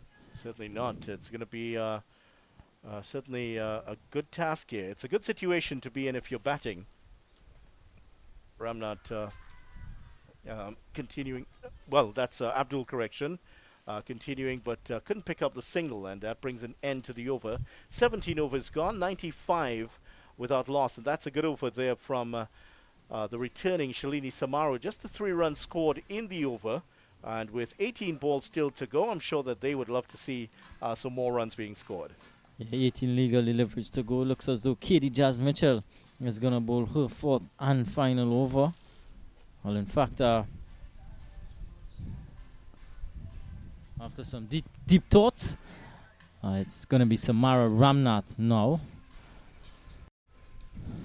Ramnath bowling from the northern end of the ground, and with those up breaks, certainly it would help to accentuate the spin on it, coming into the right-handed Lafourcade. And Ramnath I mean, what a find, as we talked about. 15 years old, already playing franchise cricket at the age of 15. That's absolutely remarkable for her, and the great experience of playing against the likes of Haley Matthews, and her only wicket so far at that level. Lafoucault looking to power that behind square. It's a wide all the same, but no contact by the batter. And introducing, this is not something we see in men's cricket, where 15-year-olds playing international and franchise cricket. That's not going to happen. Even Deval Brevis, the outstanding young South African, he can't see his way into a South African senior team, and he is obviously a precocious talent. Yeah. But in women's cricket, given the differences, this is something we see very often. Yeah. We saw it with this girl from England, this batter. Just can't wrap my hands around her name at this stage. She was 16 when she made her debut for England. That's right. Anisa Mohammed would have made her international bow at 15. Stephanie Taylor toured for Jamaica at the tender age of 10. Wow. I mean, that's as young as you can get. Wow. And, well, she was, and still is, a huge talent for the West Indies. Oh, Lafoucault finds the gap. Will that go to the boundary? A big chase on here for Hanslal, and Hanslal could not get around the curve in time. That is another fine boundary, and that's what Lafoucault has come in to do here.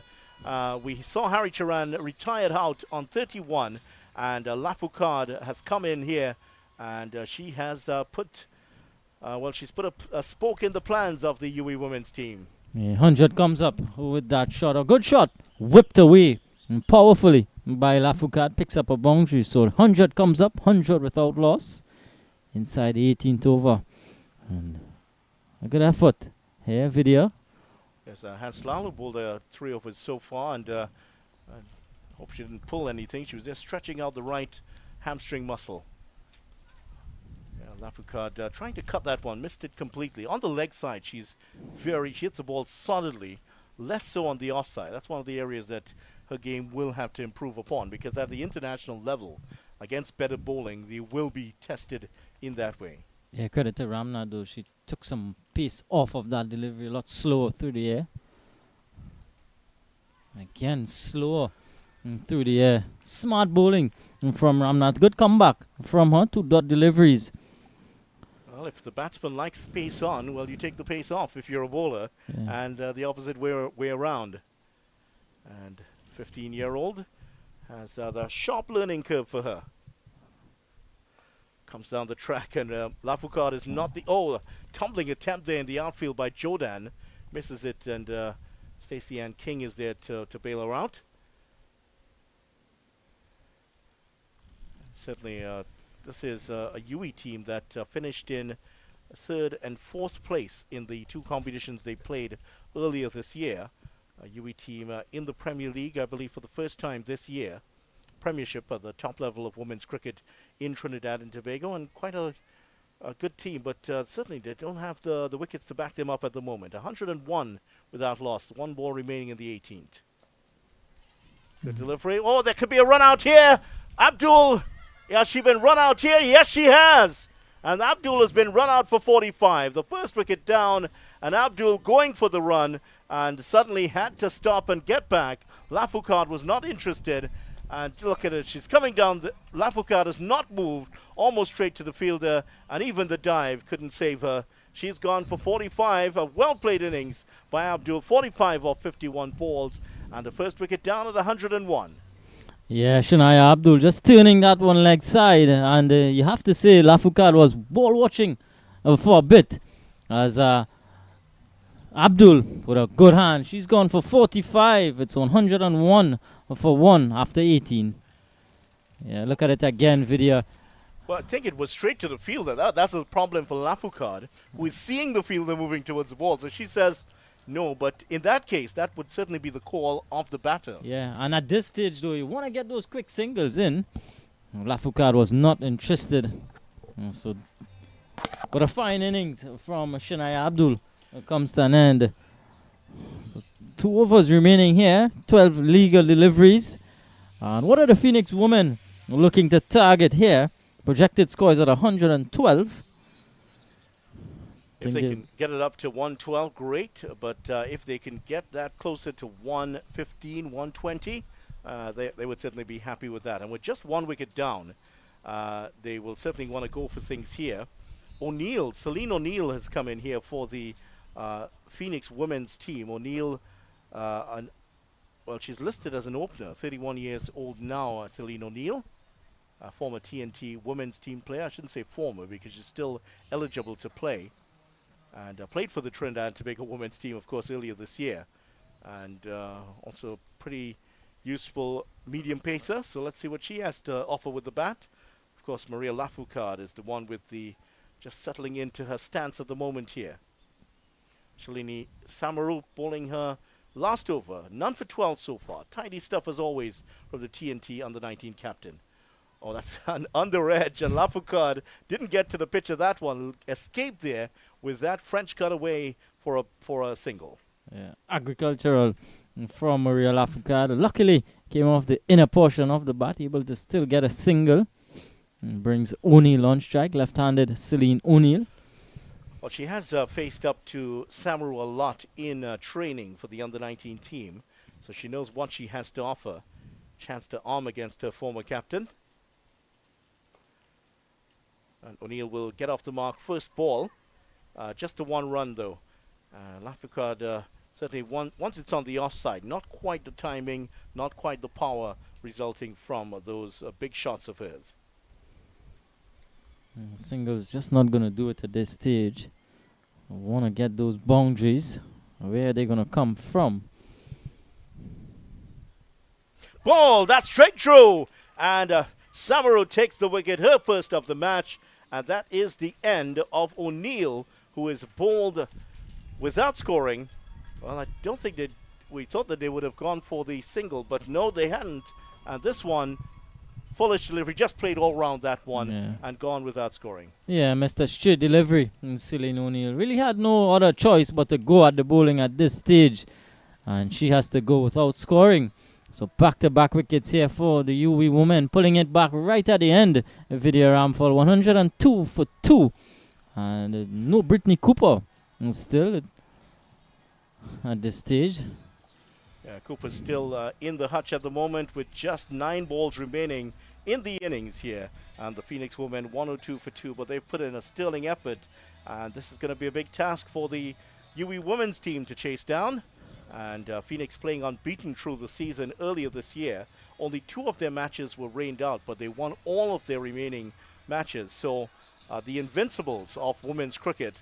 So this will certainly be a tough task for UWI to chase down, even if the innings were to stop at this point. Yeah, a good effort so far. Will it be enough in the end? Time would tell.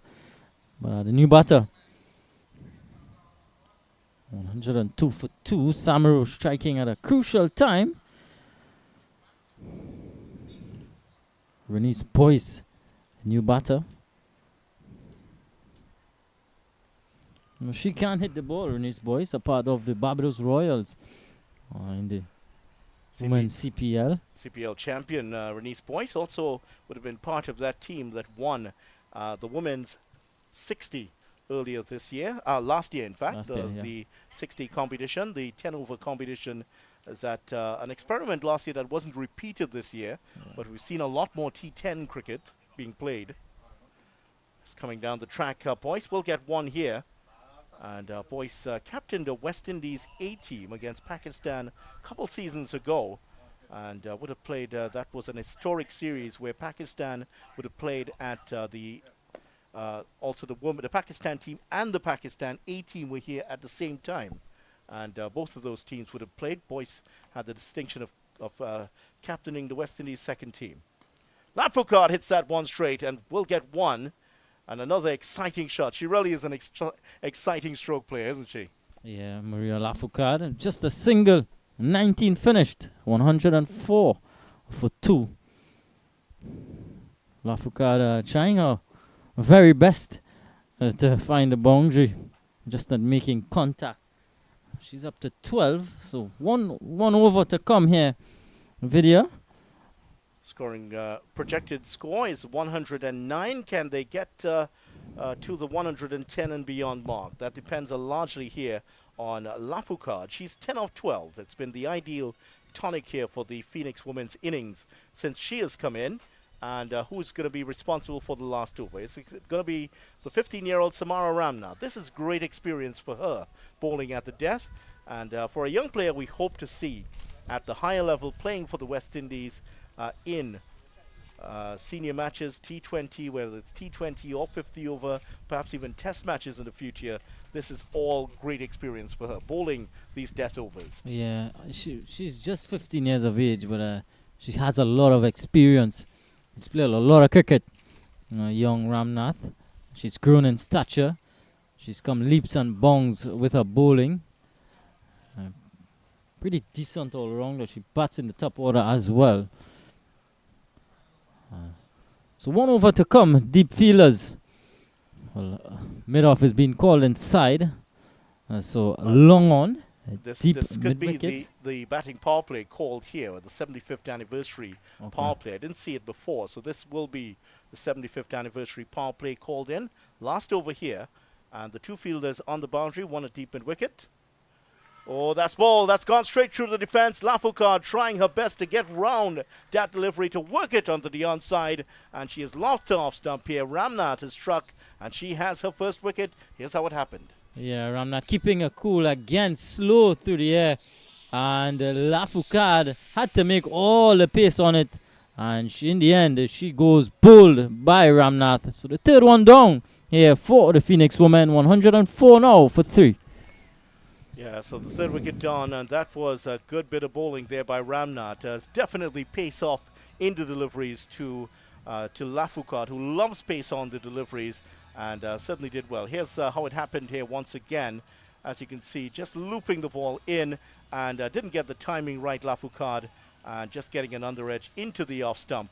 And that's exactly going out there to bat. It should never be the most comfortable place where you be. It's not a sense that the fielding side must make the batting side feel very comfortable at the crease. Now, we talked about Cooper. Here she is. Brittany Cooper, the West Indies player, is out there at the moment, and she is just about ready. Just 5 balls to go. Unfortunately, we won't be seeing much more of her in this match as a batter. And I understand she will not be bowling either here today, but great to see Brittany Cooper, the West Indies player, out there for the Phoenix women. Yeah, she's just going to have 5 balls to make an impact here, Brittany Cooper. Well, what an impact this could be. Could that go to the fielder? The fielder's out for it, just going to drop safely. And Cooper's gotten a couple here. Her intentions were clear. She was going to go all Cameron Akmal on them and hit that one into the stands. Yeah, Didn't quite get there. Was a short delivery, but again, no pace to work with. And the 2 deep fielders on the leg side. One at deep mid-wicket and the other at long on. Well, we're just coming up to the end of this innings where the plane is about to land here. That's a nice shot again, swept away. And that's one. We'll get the second run. Stacey Ann King, her former teammate out there. Both of them would have won the World Cup for the West Indies in 2016. And, well, it's almost a situation where the innings is about to hit the runway. Yeah, it's at that stage now. 108 for 3. I'm going to taxi brain here. Video. There's the Caribbean Airlines aircraft. That is high up into the air. Hanslar is going to have to take this one. That's going to take. Oh, that's gone straight all the way for 6 runs. The only 6 of the match so far. And surprise, surprise. No surprise in that at all. It is Brittany Cooper that hammers that one for 6 runs. Yeah, excellent shot there. Hans Lala was just trying to steady her body, but I just would not get to that one. A good hit from Brittany Cooper. So 10 from 3 deliveries. And again, she's pulling this one. King is out there. She might want to get the second run, but King is not going to allow that. Gets the throw in very quickly and prevents Cooper from getting on to latching on to this last delivery. 11 of 4 deliveries from Brittany Cooper. What a cameo. What an impact she's made. It's certainly given this team a lift. 150 now for 3. 1 delivery to go, Vidya. What are they going to finish on? Well, the best they can do here is 121, but we'd hope to see. It's not going to be 121. That's powered past the fielder again. They're going for the second run. There could be a chance at a run out here, but Cooper is fit. She's athletic and she's very fast and gets the single quite comfortably. 117 for three. 117 for three. That is going to be a formidable total. Abdul out for 45, 31 for Harry Charan, and Royce ending up on 3 not out. And Brittany Cooper, 11 of 4 deliveries. She ends up not out. Yeah, excellent cameo from Brittany Cooper, the Phoenix women's captain. So 117 for 3 at the end of 20. And the UWI women are gonna have to go just under 6 runs to the over if they are to win this game. But a good effort from the Phoenix women, video. Yeah, certainly an excellent effort here from Phoenix women.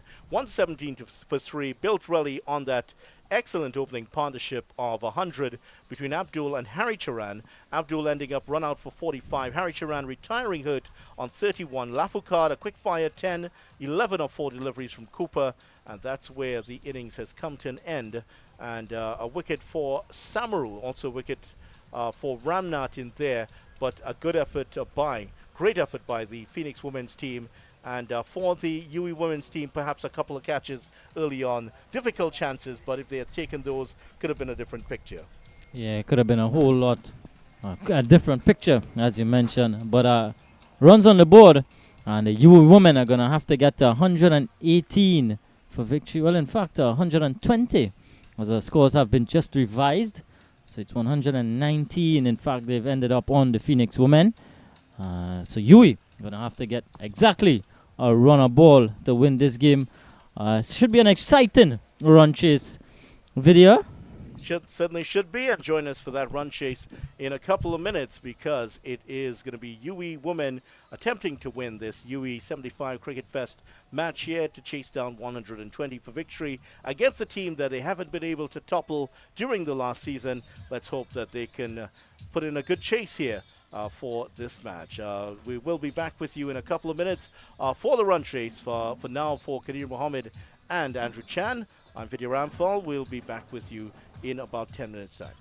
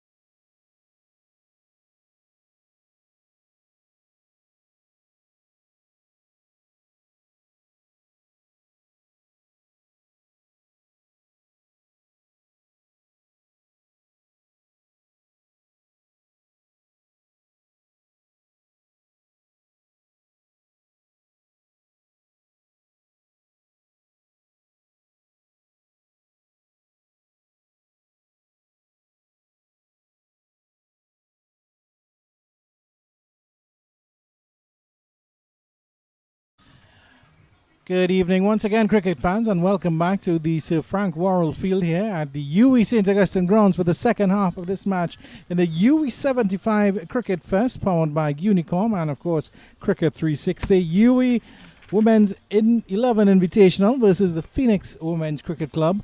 The Phoenix posted 120 for 3 in that allotted 20 overs. A lovely innings of 45 by Shania Abdul.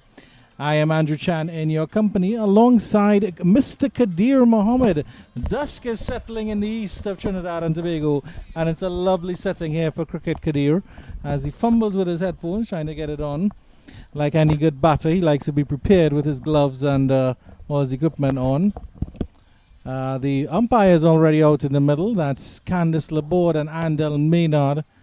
And the opening batters for the UWI Invitational 11 are also out there.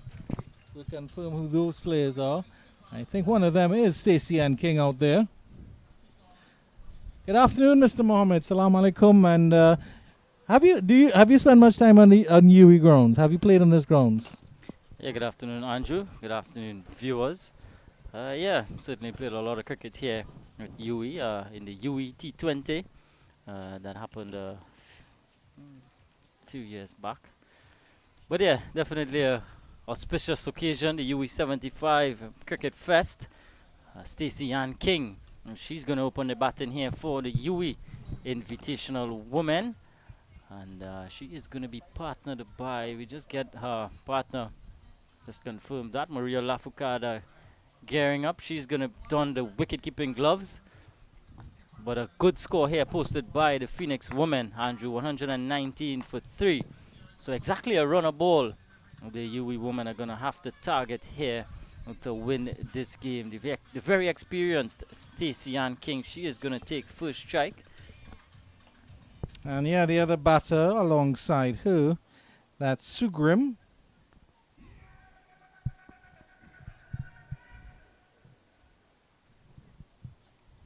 It's Matthews, I should say. My apologies. Alison Matthews. Bowler coming in is Sugrim from the southern end for the Phoenix women. It seems that they're starting with spin here. Yeah, looks as though Steffi Sugrim. Yeah, Steffi Sugrim, left arm orthodox, starts with a wide delivery. So the UWI women off and running. Not a good start by Sugrim. But a favorable matchup for Stacey Ann King. Left arm orthodox ball coming back into King. She might be favoring that matchup. And Sugrim comes in again. And yeah, it's a good contest here. Coming up the pitch and pulling that into the the leg side region, I should say. Mid-on comes around and fields, and they're off the mark. Matthews comes into strike here. Right-handed Matthews. So of course we're inside the power play. 2 deep fielders out at deep mid-wicket, and the other at, well, in fact, there was a long off, but she's now coming inside the circle. And Brittany Cooper, she's going in at slip. Good attacking field here. Good field change. Maybe the left arm will get the ball to come into the right hand and then go away. Oh, missed that one. It's wide down the leg side. Cooper's after that one. And they'll just get a single there. They're just not changing her trajectory, right, Sugrim, but and then she'll have to adjust again here now for the left-handed King. Yeah, another good start from Steffi Sugrim. Bowling both sides of the wicket to start with. As Cooper, she's gone out. She's done away with that slip. She's now going into a mid-wicket position. As Stacey Ann King, the left-hander, very accomplished King. Yeah, it'll be interesting to see how she takes on this game. It's a formidable total put on by the Phoenix. Beaten on that one, Sugrim gets one that just drifts away from King. tentatively forward there was Miss King. You probably won't like to look at the replay on that one. Yeah, it's not going to spin that much early on, brand new ball. So it's just going to probably just drift away, if anything. Bit of an arm ball maybe there from Sugram. Let's see what she has now. The delivery. King is forward on that one. Just plays this in the cover region. 3 Phoenix ladies converge. No run. Settling down here, Steffi Sugram, after inauspicious start. Yeah, certainly settling down Steffi Sugrim. 2 deep fielders out at sort of a cow corner and the other deep backward square. Playing that one with respect into the leg side there is King. She's rehearsing some shots there. Rehearsing some hand movements, I should say. Sugrim tightening things up, a lot straighter on this occasion.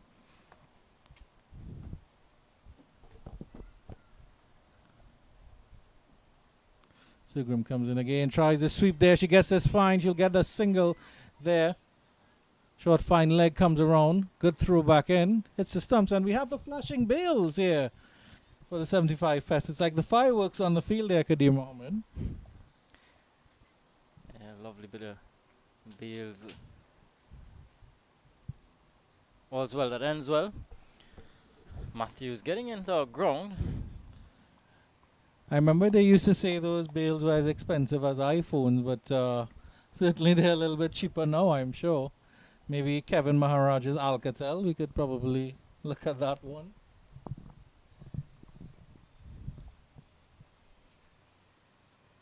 Another wide delivery down the leg side. This could run very close to the boundary. Brittany Cooper has long legs. It's going to slow up, and they will come back for 2. Another wide delivery. She's really not getting that line right for the right-handers here is Steffi Sugram. And his over continues to be very, very expensive. 8 without loss. Yeah. And just 1 legal delivery left. Yeah, the left and right hand combination just not doing for Steffi Sugrim. Just not making that adjustment. Let's see how she finishes off this over. That's a better delivery. A little bit faster through the air, flirting with that one. No foot movement there from the batter. That would be Matthews. And at the end of the first over, decent start here from the UWI Women's Invitational. They're chasing down 120. They are 8 without loss. Kadir Mohammed, we saw Stacey Ann King rehearsing some hand movements. Now, as a batter going out in the middle, which one is more difficult? You're getting your foot movements right or getting your hand movements right? I would think that the hand movements are a little bit more natural, and you would have those. Yeah, but they tend to work hand in hand, Andrew. You want to get your hands going. In fact, you want to get your head going towards the ball, and then your hands follow. You don't want to be playing away from your bodies too often. But in this format, all those things tend to go out the door. As batters, they just go hard. But 8 without loss is definitely a good start for the UWI Invitational women. And picking up the attack now from the northern end. It looks to be Dookie. Renelle Dookie, yeah, wearing the number 27 on her back. And we're going to see some seam up here. Some good seaming options on both sides. We saw some, well, Katie Jazz Mitchell, of course, is quite capable of doing what she does. I was very impressed with Jordan as well. So we'll have to see what the Phoenix Women's can offer here. Yeah, after 1 over, Maria Lafourcade, she is done and dusted with wicket-keeping duties. Renee's Boyce has taken up that duty. She's more accomplished at doing that. Wicket-keeper batter. So yes, Dookie. Good delivery, full and nice. And as our co-commentator Vidya Rampal mentioned, batting on that southern end is the one that caused a little bit of a disconcerting event for the batters. A little bit of cracks and stuff on that end. So we'll have to see how it goes here. But good start here by Dookie. Just comes off the inner portion of the bat. She's gonna get a single, Stacey Ann King. But good tight lines from Dookie to start with. Wicket to wicket. Always a good place to be. She'll have to adjust for the right hander now. So it's a good little mix up here at just the start with for the UWI Women's Invitational. So where are those two deep fielders? Fuck, no deep fielders. It's bowled. Is that bowled? Yes, that's the end of Alison Matthews, I believe. Clip the stumps there. Alison Matthews muted celebration there. And but that's the end of the first wicket there. UWI Women's Invitational strike or lose their wicket early. Yeah, just play it back on there. And Dookie strikes. That's the end of Alison Matthews. Yeah, innocuous, you have to say. It looks as though she may have just stepped on her stumps because ball was squirted out into the leg side. So Matthews has to go. Phoenix women strike 9 for 1 is the score. And early breakthrough for the Phoenix women. That's going to make them feel a lot better. New batter, Javina Pollock Singh, out at number 3. Yeah, well, she had the behind the stumps duty. She was the keeper here for the UWI Invitational. Have another look at this replay. Is Mr. Passar pulling it up?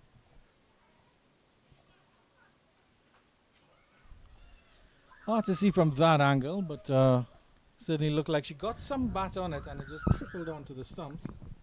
I don't think Dookie will mind that at all. She strikes. See how Pollock Singh deals with Dookie. Nice drive into the covers. That's pleasant. Connection, good connection there from Pollock Singh. Yeah, good looking shot for no run. Now that one certainly came off the middle of the bat. It's going to do her confidence a whole lot, Pollock Singh. She'll have to be careful, Dookie, that she doesn't get too full. So drifting down the leg side and she'll get to bowl that one over. A bit of a wide. And certainly from the early exchanges, Kadir, UWI Invitational were definitely a lot tighter with their bowling. In these just 2 overs alone, the Phoenix Club have let through quite a number of wides. See if Sugrim comes back for a second over. Another pleasant drive to the cover region. A bit of a misfield and then well covered by the fielder wide mid-off. And Pollock Singh scampers through for a first single. She gets off the mark. And it's the Nelson, 11 for 1. So Pollock Singh is off and running.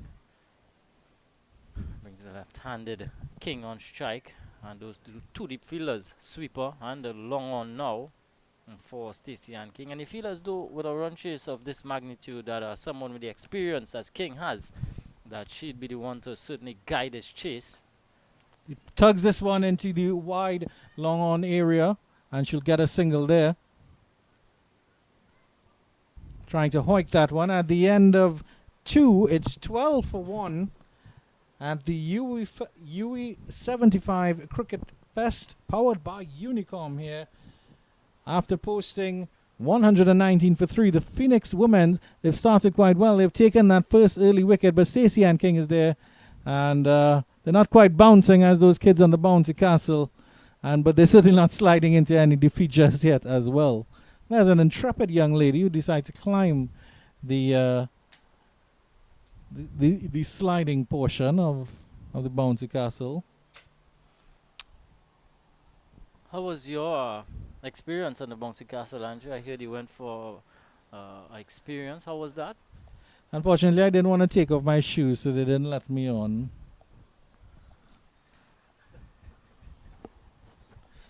And they're giving Sugrim another bite of the apple here. It was a bit of a hit and miss first over, 8 without loss, a lot of wides.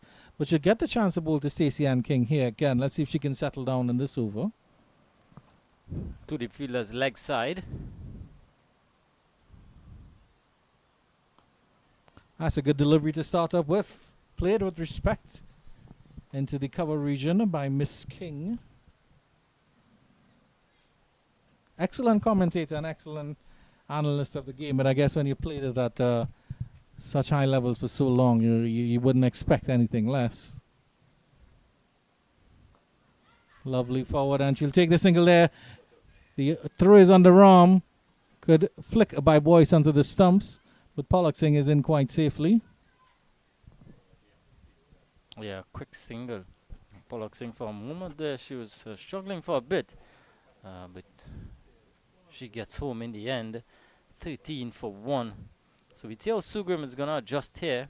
She's going from around the wicket now to the right-handed Pollock Singh. She did had some trouble in the first over adjusting to the left hand, right hand combination.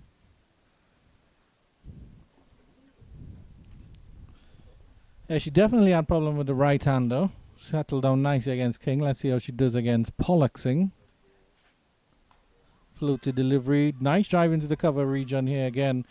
And another single here by Pollock Singh. She's a very adept driver. You really have to give her that. She knows how she gets into shape very, very nicely and easily when it comes to the drive. We've seen a couple drives off her. Not all have gone for runs, but very adept at that shot indeed. Yeah, she's getting a nice stride in and making some good connection. Pollock Singh.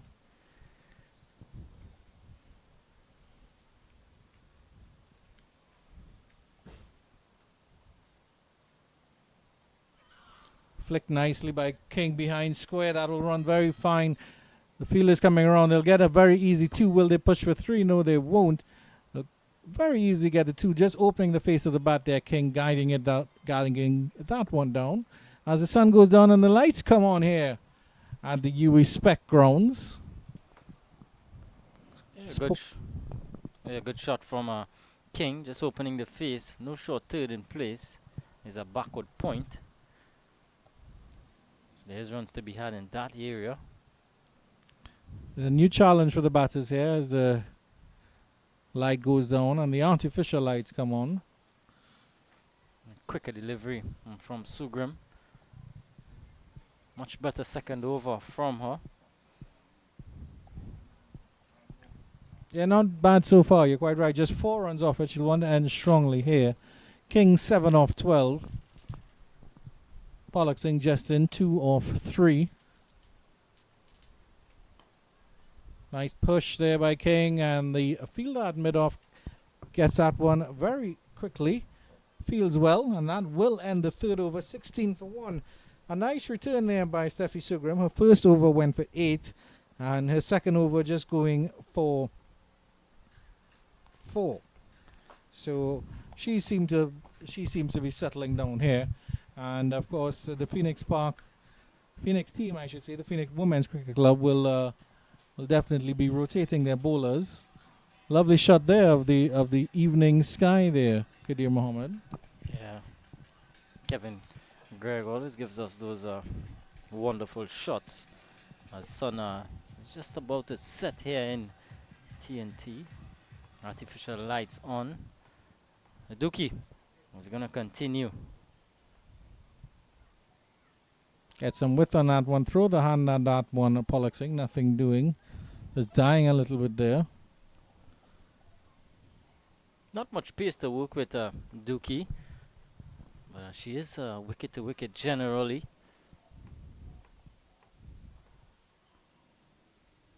Lovely approach to the crease as Pollock Singh is whipping this one through mid wicket.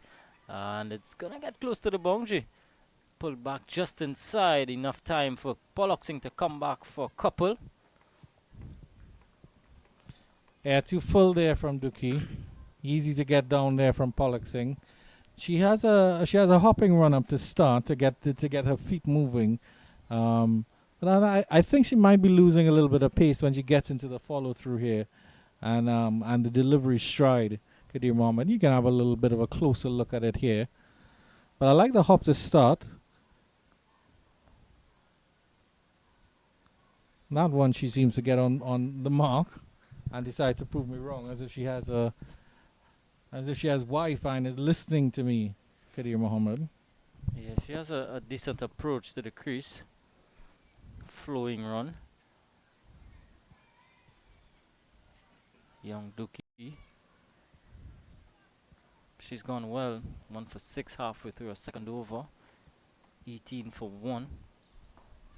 It's a good delivery, tucking up the batter, but Pollock Singh is still able to push that down to mid-on for a single. And this is good from both batters. They're not getting the boundaries, but they're continuously keeping the strike ticking over, which is always good. Certainly made a good start in pursuit of 120. But it's exactly a runner ball for all those who are good at math, or even if you're bad at math, you should know a runner ball. And they're keeping up with that, so that's good to see.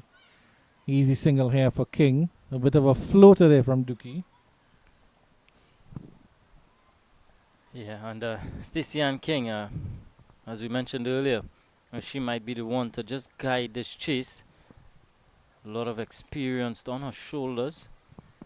She's played a lot of cricket, a lot of franchise cricket. Was a part of the winning World Cup team, the West Indies team, back in 2016. Pollock Singh gets a delivery down the leg side, and that signaled a wide, so Dookie will have to bowl that one over. And we were lucky to see a little bit of a cameo from Brittany Cooper towards the end of the Phoenix women's innings. And so it's good to see, these top-class players, coming out, and then the quality that she has. It's good to see King from the outset here. Nice push down the ground by Pollock Singh. There'll be no run. Mid-on comes around. And that will end the fourth over at 21 for 1. Renelle Dookie is the only one to take a wicket. And her second over, she goes for just 5. So she's doing quite well so far.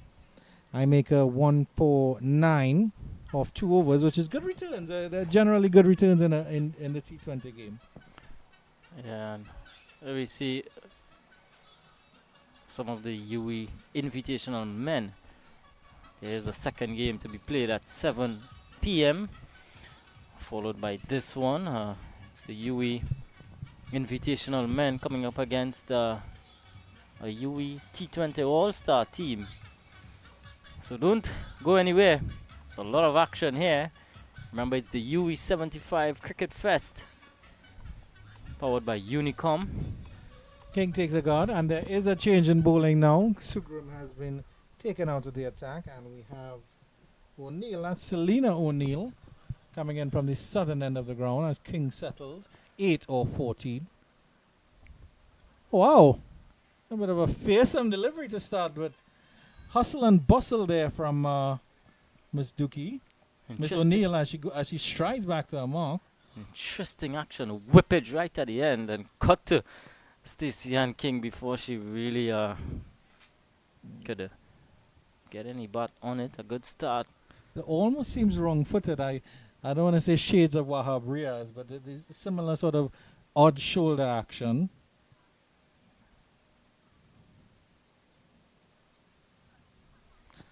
Flick fine, straight down the leg side. That will run close to the fine leg boundary. The fielder comes around, retrieves, and sends that one back in. Yeah, nice looking shot from King. Just turning it the onside. Vacant. Fine leg area. Lovely camera work from Kevin to catch that one so cleanly as well. Fine leg being employed now. He's boasting about his cap that he got from the Chinese grocery for $50. So O'Neill comes in again. This one flicked a little bit wider. The fielder at deep fine leg will have some running around to do. And deep square leg comes around and picks it up. And they trot back for an easy 2. Very sedate stuff from Miss King. But you know the kind of qualities she has, Kadir Mohammed. And she can muscle a ball when she wants to. Yeah, she's playing the situation excellent so far, Stacey Ann King. Just taking the singles on offer. Not really doing anything out of the ordinary. Preserving her wicket. O'Neill, though, she's been halfway down. She's not getting those deliveries full just yet. And she gets another fine flick. Reserving her wicket, Kadir Mohammed says. Well, she's certainly first class, Stacey Ann King. She's gone up to 13, 26 for 1. Runs coming easily, you have to say, for the UWI women. Phoenix, though, they'd have to just start to plug those gaps. They want to get some dot deliveries, start to apply some pressure back onto the UWI women, scoring very easily at this stage. They're up with the run rate.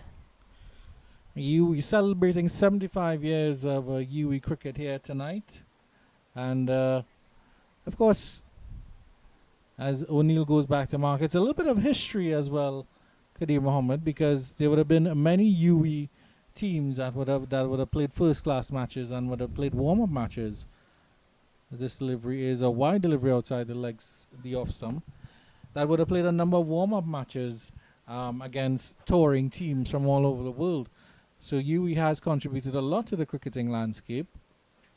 That noted historian Sir Hilary Beckles, of course, we know is a big UWI man, Kadir Mohammed.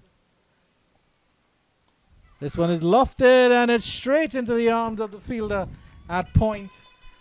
Opening up the face there, Pollock Singh, and O'Neill with her interesting action strikes, and Pollock Singh goes 5 for 5, and the UWI Women's Invitational lose their second wicket 27 for 2. Yeah, uppish drive and an easy catch for the fielder at backward point, and the Pollock Singh goes. So O'Neill with a slightly fuller delivery, and it paid off for her. She's able to pick up another wicket. And so the UWI women lose their second 27 for 2. Celine O'Neill with the breakthrough. Look at it, fuller delivery, drawn into play in a bit of a fall shot. As he was mentioning, she was quite adept at driving this time uppishly, and she has to go. So 27 for 2, a bit of a precarious position to be in for the UWI women. Anna Maria Pereira taking that catch. A new batter comes out for the UWI team. Looking lovely in their navy blue outfits. Soon as Jason Prasad gets off his binoculars and can tell us who that player is, we will know. Even he can't see that number on the back just yet. I think it might be Shalini Samaru. Looks to be Samaru. There's a West Indian badge I am seeing on a helmet. Yeah, it is Samaru. Shalini Samaru. Good call, Kadir Mohammed. Coming in at number 4 here for the UWI Invitational 11. There'll be 2 left-handers at the crease here. Selena O'Neill, I like how she's bowling so far. 1 for 6. It's a good over. He offers something, a little bit of an X factor here for the Phoenix women. Could be a good find.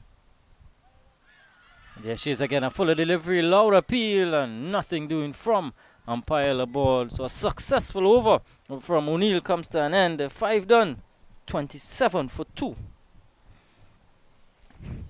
Maybe drifting down the leg side a little bit there. The batters have a mid-pitch conversation. Candice Laborde is taking notes. There's a shot of one of the spectators there, making sure her cup is stable. And he's enjoying a bit of the fruits of our labor on a lovely Saturday afternoon at UWI. She's making sure all is well. She's just getting warmed up. Second game not too far away from now. Looks like an apple, Kadir Mohammed. I don't know what your eagle eyes can spot. Yeah, there's an apple tree somewhere around. So it may be freshly picked. There's the guy who sells pineapple near me, and the sign is always a sexy pine, 3 for 20, Kadir Mohammed. I know pine is lovely, but I don't quite know how it can be sexy. We have a change in bowling from the northern end of the ground. That's Kimberly John. Kimberly John, another seam-up bowler.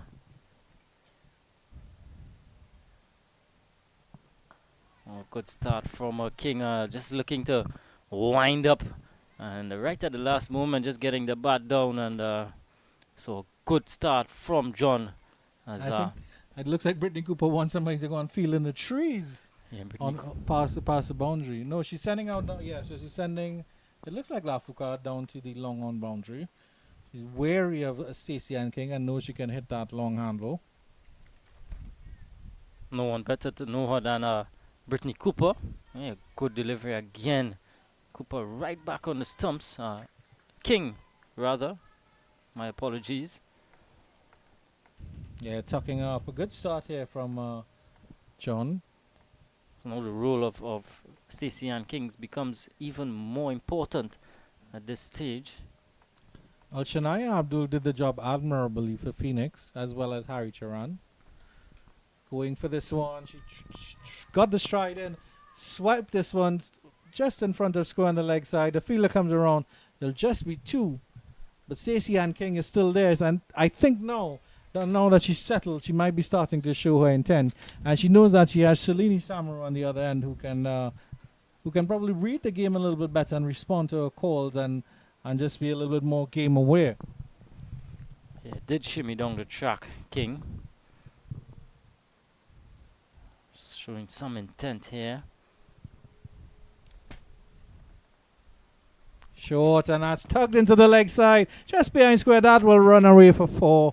That was easy pickings for Stacey Ann King, as if she was picking, well, not an apple, but certainly a mango off the low-hanging branches of a tree. Yeah, short delivery, asking to be hit. And the King obliging, pulling away behind square and picks up her first boundary. Takes the score up to 33 for 2. Getting some stretches there, Miss John. I hope she's okay.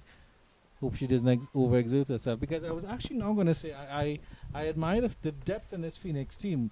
Because if you have Kimberly John and then Selena O'Neill coming on as your second change bowling, and that shows that you're doing pretty well in the bowling department. Because John looks quite adept at what she's doing. Comes into King again here. That's a good delivery, good follow-up, and good cricket. Reading the game beautifully there. Just soft, easy hands from Stacey Ann King. Her partner responding to her. And an easy single. And John will feel better about getting that ball on the mark as well. Yeah. So far, so good from John. Just the one bad delivery. She'd want to close this over out. Already conceded 7. Final delivery of the power play.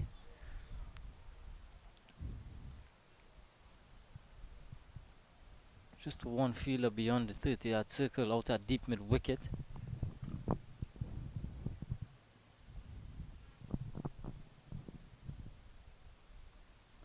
Pulling out of that delivery. And some special features in this games today.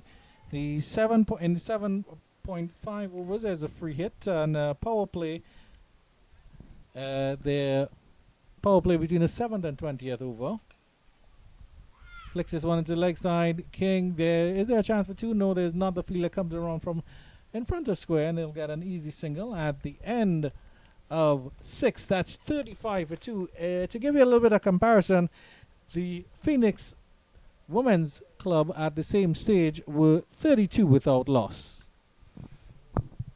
So thereabouts, the UWI women, 2 wickets to the good. And for the Phoenix ladies, Mr. Video Ramful in background, he's tipping his hat. Like a good golfer. I mean, it was a golfing hat he was wearing. Celine O'Neill to continue. I'm very interested to see how she follows up that very good first over. 1 for 6 of that one over. She'll have two very good batters at the crease to contend with now. King, who's at the non-striker's end, but Shalini Samaru has something new to deal with. Flirting with that one is Shalini Samaru. And O'Neill on the mark immediately. And I think she's a very young, exciting bowler here. Vidya Ramphal can obviously tell us a little bit more about her when he comes on here. Yes, Celine O'Neill just start pushing the batters back. You could see Samaru not getting the foot anywhere close to that delivery. And again, Fuller delivery. Gets away with that one. We wait for the umpire signal if it was a wide or not. I don't think it was. And they scamper a little single. No, she signals a bye. Unfortunate for Miss Boyce behind the stumps. And the wicketkeepers usually get very angry and agitated when they give up byes, Kadeem Mohammed. I don't know if you spend any time behind the stumps.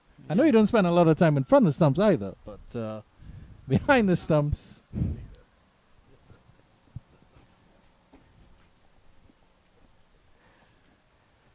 it's a low blow, Andrew Chan. It's not allowed. I know you're wearing your protector always. Another good delivery from O'Neill. But yeah, wicket keepers though, bias goes alongside their name, so they doesn't want that. Flicked into the leg side. Deep mid wicket comes around. King will scamper back for two. Shalini's very quick between the wickets as well. The throw comes in at the non-strikers, and it was a very good throw. But Miss Samaru got in quite nicely. Yeah, 2 easy runs, you have to say.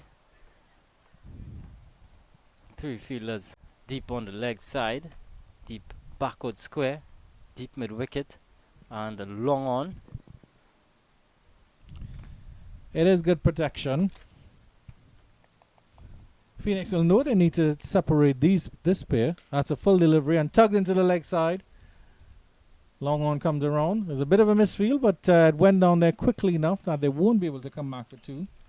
A miss hit by Stacey King and Stacey Ann King, I should say, and it screams down to long on. Brings Samaru on strike, so 39 for 2. Another good over by O'Neill here. She want to close it off. Just 3 runs. Full delivery.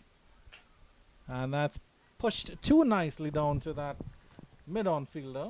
And there'll be no run to end the 7th over at 39 for 2. A lovely follow-up over here by Selena O'Neill. And as with the celebrations of the UWI 75 Cricket Fest, batters can take a power play between the 7th and 20th over. I think I'll be visiting there soon. Yeah, it's quite a lovely selection here. We've just missed video Ramphal. I think he may be down at the food stall. Well, we can certainly WhatsApp him. There's a popcorn man hangs over the fencing. And Jason Prasad had to switch his camera because he was dribbling all over his keyboard and his computer. 81 and 78. They're still maintaining that run rate. 39 for 2 after 7. Now John is going to continue. Kimberly John conceded 8 in the first over. Honours were actually even about this same stage, except they were 40 without loss to Phoenix after the 7th over. Starts with the delivery down the leg side, and it's a bit lazy from the keeper there. They're able to run an extra run. Yeah, sloppy from Marini's boys, allowing an extra run to the total. 41 now for 2. So certainly laying a very good platform here with these two. Some adjustments in the field as mid-on comes into the circle, as well as that fielder down at deep point also comes into the circle. Good delivery. On the line of your stump, full just pushed into the offside, and there's no run. I think it's good captaincy from Brittany Cooper. New batter, Samaran. She's getting the mid-on inside the circle. So not allowing an easy single. Good captaincy from Cooper. And a good delivery there from John, tucking up the batter. Nothing Samar could do with that one. That's a very good point you made there, Kadir. And it's also good to see, because I think in the UWE Invitational, I had wanted them to put a little bit more pressure on the batters, and they didn't do that. They sort of let Abdul and Harry Charan dictate to them. It's nice to see the Phoenix team sort of trying ideas as John sends another one down the leg side. Yeah, it's good to see them trying ideas, trialing errors. They don't just have one plan for a batter.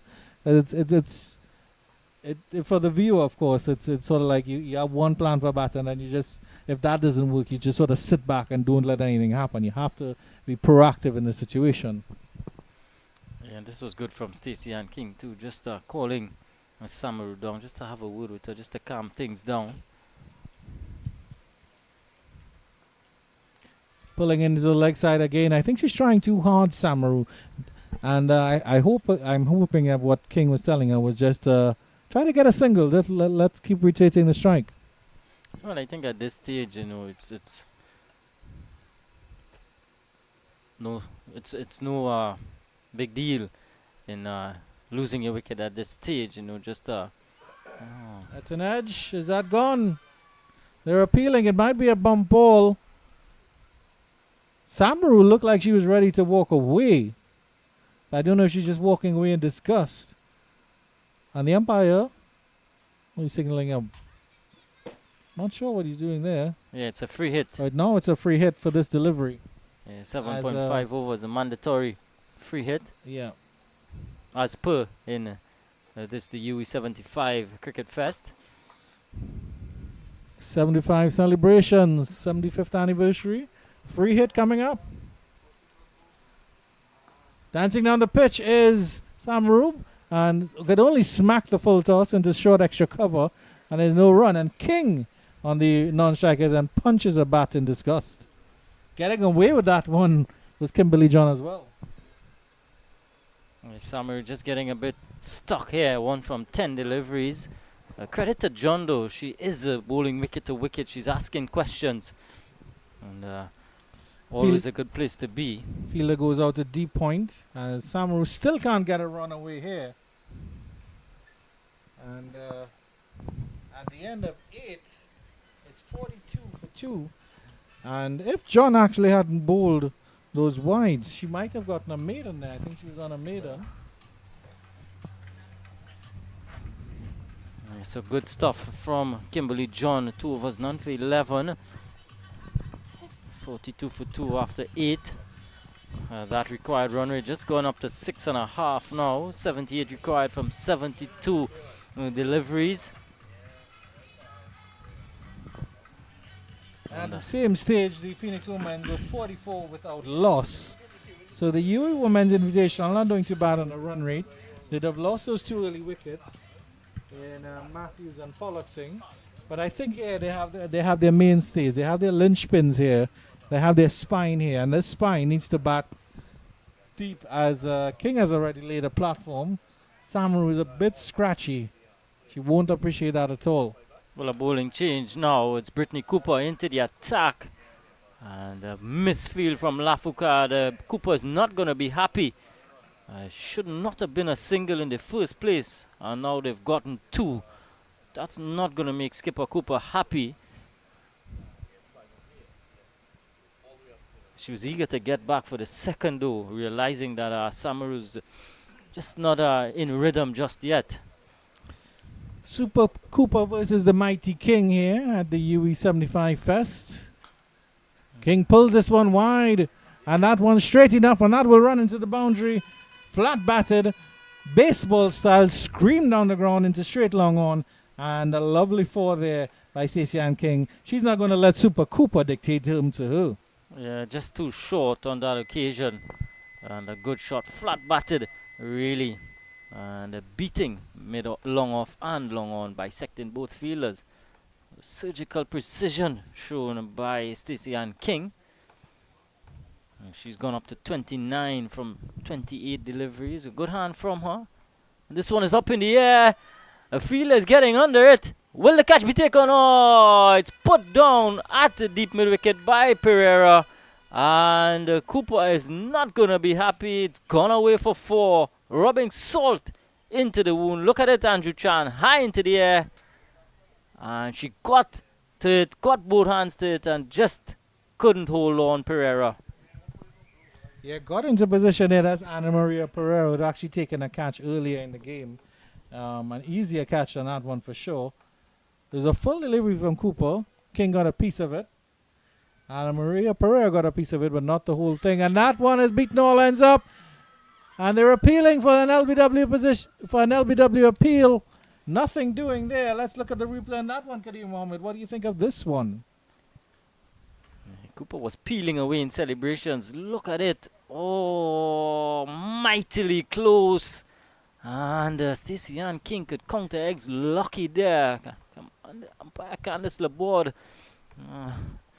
Not out is the call. A wry smile from Cooper. A good stride in. I'm really not sure what was Laborde's thinking on that one there. But I'm not going to question the umpire. Beaten by that one. A bit of a slow one. I think that one maybe held that one back. Or maybe it's stuck into the pitch under the lights. He already conceded 10 in the over, Cooper, so she'd want to close this one out.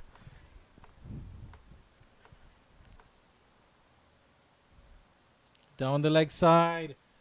And they'll run. They'll just get one here. King probably unhappy to not get more deliveries at Cooper. And it is a wide by the Phoenix captain. Pretty Really? expensive over in the context of this game, Andrew. Quite so, yeah, you're quite right. And really, I was going to say it's really unfortunate here for Cooper that she could have had King gone. At the end of 9, 12 runs in that over, 54 for 2. A little bit of momentum here, starting to go with the UWI Women's 11 Invitational. Yeah, you could just feel a momentum shift. Stacey Ann King certainly looking to bat deep into this innings. She's gone up to 33. Nice little hand from her. Samarudo, on the other hand, 1 from 12 deliveries.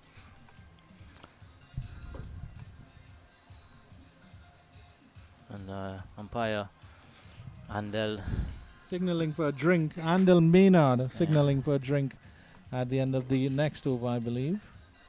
So Dookie now coming back into the attack. Renelle Dookie had some success early on.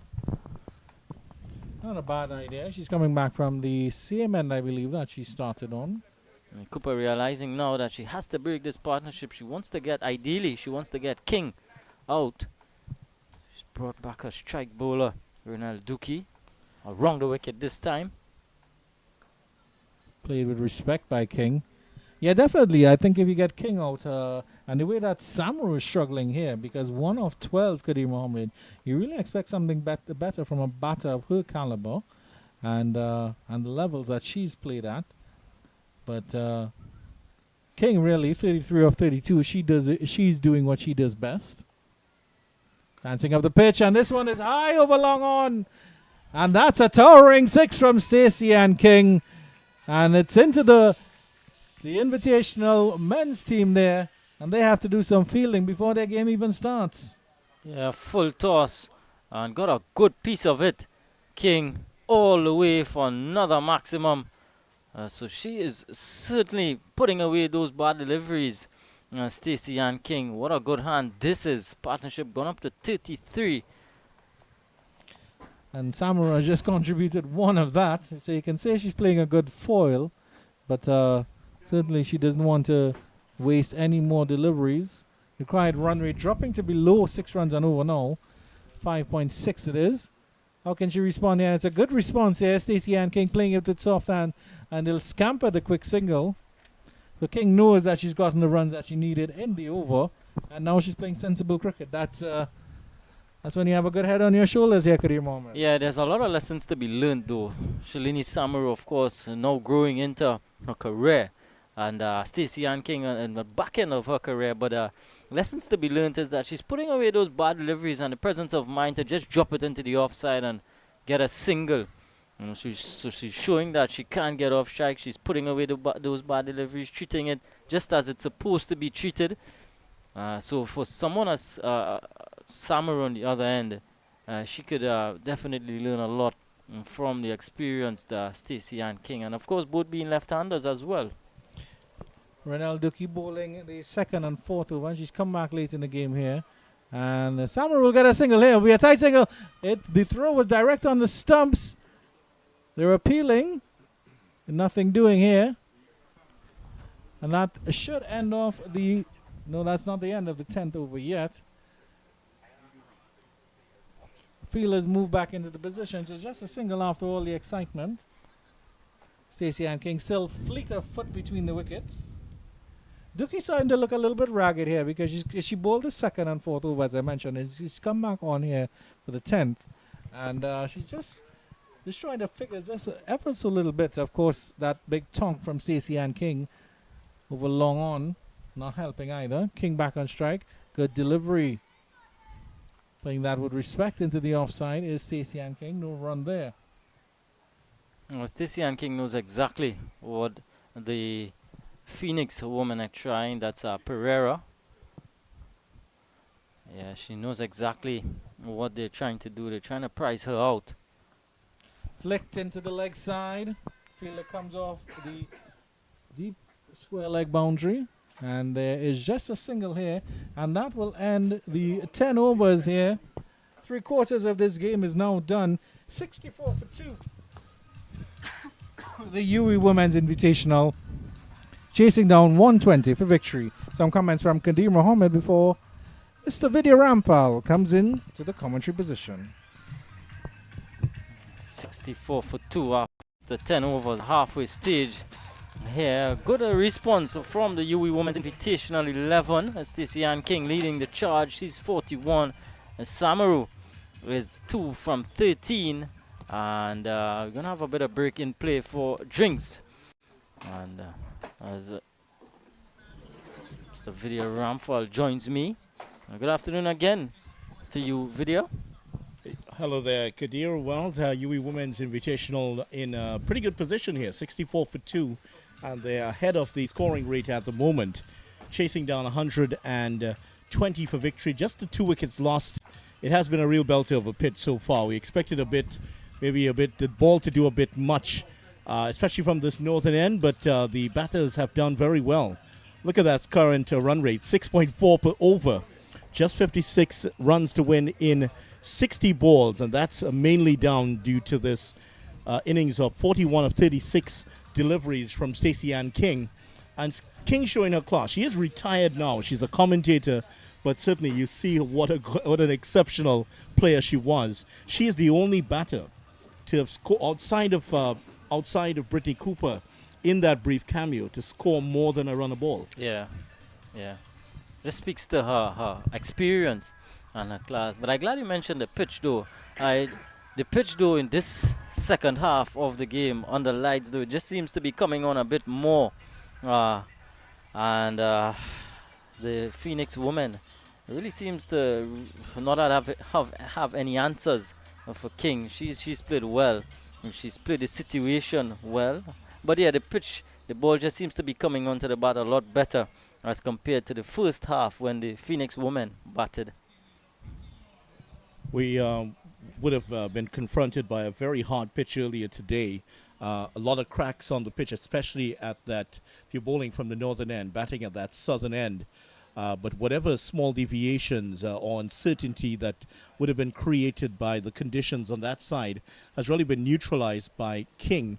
Very few of the deliveries have come off center from her bat, especially in the last 5 overs or so. She is seeing the ball like a beach ball at the moment, and she has hit it so well. That 6 that she hit against the wind at that long on position was very, very good. As I mentioned, the under-19 tournament earlier this year, we didn't get any boundaries through the entire tournament on the eastern side of the ground. King has already hit a boundary 4 behind square, and she's hit a straight 6 just wide of long on in this match already. It just tells you, gives you an idea of the quality of this player. Yeah, certainly making a presence felt, Stacey Ann King. But what a good response it is from the UWI women. Just 56 needed now from 60 deliveries, so bringing it under or run a ball in total control at this stage.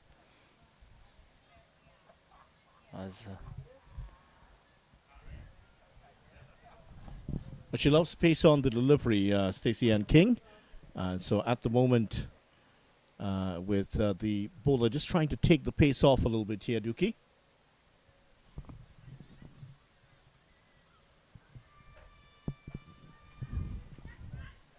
Now, Dookie is usually listed as a medium, medium pace bowler, but what we're seeing from her in this 4th over that she's taking the pace off delivery, just trying to mess with the timing of Stacey Ann King. Well aware that King loves pace on the delivery. We saw Brittany Cooper do that, change her pace against her earlier in the innings.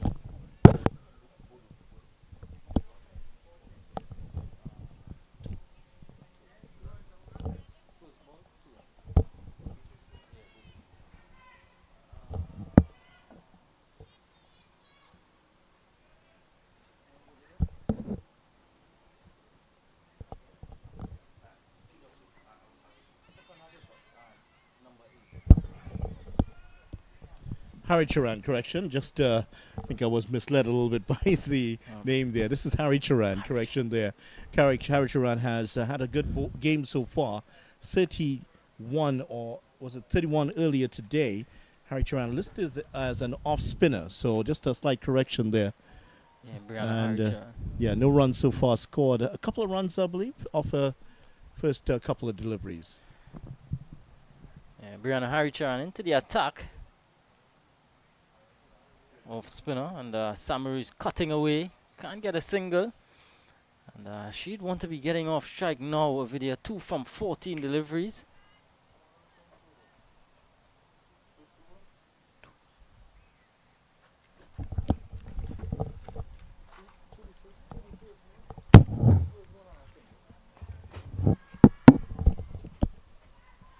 Oh, in the air, and the catch is taken. Samaru has to go. A good fine catch at mid-off. And it looks to be O'Neill. Celine O'Neill with a good catch, lunging forward and getting rid of Shalini Samaru. So the Phoenix woman is striking a blow here. 64 for 3. Vidya, crucial blow. It certainly is a crucial blow, and what a catch that was by O'Neill. It was dipping on her. Samaru trying to reach for that one outside the off stump to chip it, to get the lofted shot perhaps over that mid-off position, but didn't get enough of it. And O'Neill coming in suddenly was confronted by a ball that was dropping viciously on her. And tell you what, she really dived forward and took it maybe an inch or so just above the ground. And that's an exceptional catch by O'Neill, and that has resulted in the third wicket, and it's broken the stand. Now, while Samaru has only contributed 2 runs in this stand of 40 between herself and King, she has been critical in stemming the flow of wickets that had started to go for the UWI women. Yeah, definitely. She just got stuck there, and but a good catch from Celine O'Neill, breaking that partnership. But the new batter is Samara Ramnath. Samara Ramnath in at number 5. Another very good player, Samara Ramnath. Timely introduction, Brianna Harry Charan.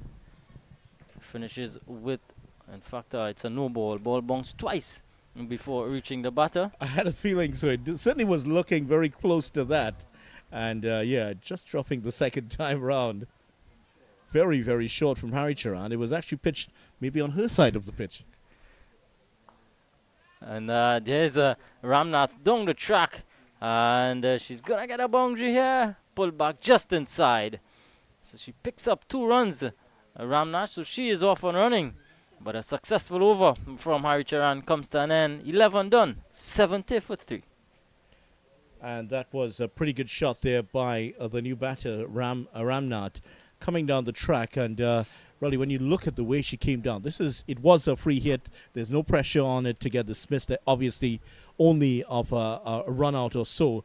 But the chassis beautiful as she comes down the track and lifted it nicely over the head of the bowler and went through for a couple of runs. And that's sometimes what you want as a batter out there. You get a free hit early on, a chance to get a couple of runs, release the shackles. I mean, everybody wants to get off that 0 mark. Nobody wants to go back in for that number. Of course.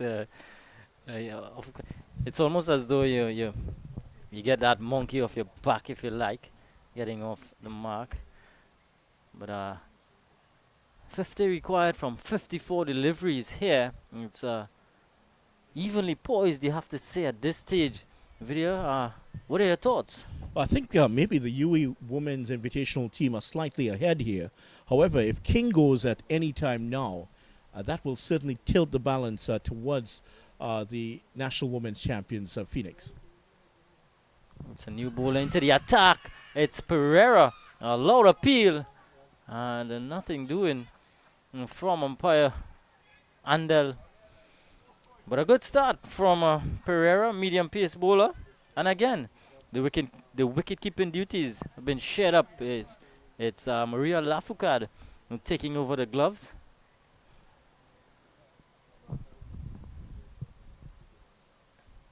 There's Stacey Ann King, pivotal here. Yeah, Just Maria Lafayette, sorry, we haven't seen much of her as a wicketkeeper. We've seen her in the outfield, and she's quite athletic. She moves pretty quickly. She's pretty safe behind without the gloves in her hand. So first time I'm seeing her wicketkeep, but I mean her story is amazing. She's come out of the Mayaro Guayari area. It's always difficult for players coming out of that region to make national teams. Just a great story of her again persevering and making some of her dreams come true. good delivery again from Pereira. 3 dot deliveries and a good start bowling to the well set Stacey Ann King. But I mean her role here now, it's vitally important for the UWI women. They did not want to be losing her at this stage.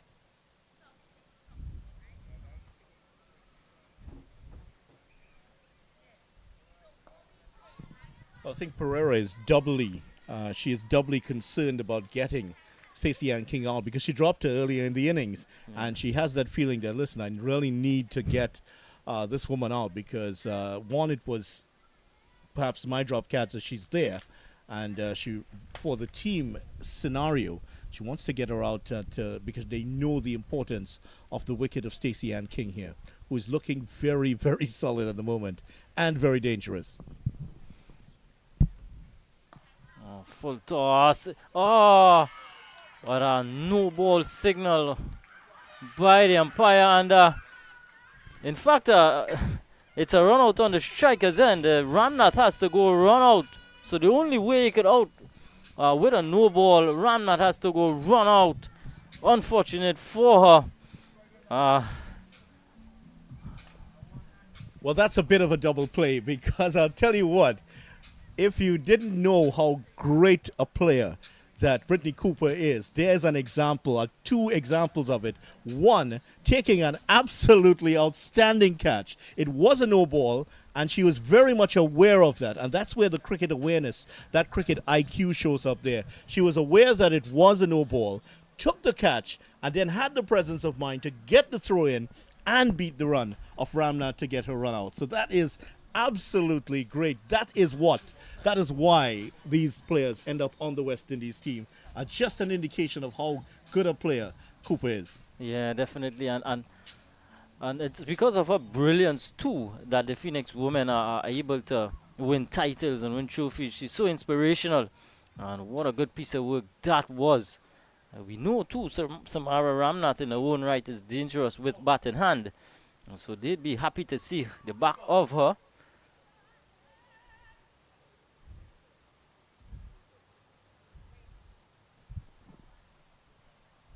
So there's a new batter out in the middle. I think it is Tamika Nanan Ramsumir. I believe that is her out there at the moment. And don't forget, of course, this broadcast brought to you by Unicoma and Cricket 360. UWI 75 Cricket Fest. Free hit, don't forget. Yeah, free hit still on. So Ramsumir, the new batter. But a very good over, inspirational over from Pereira comes to an end.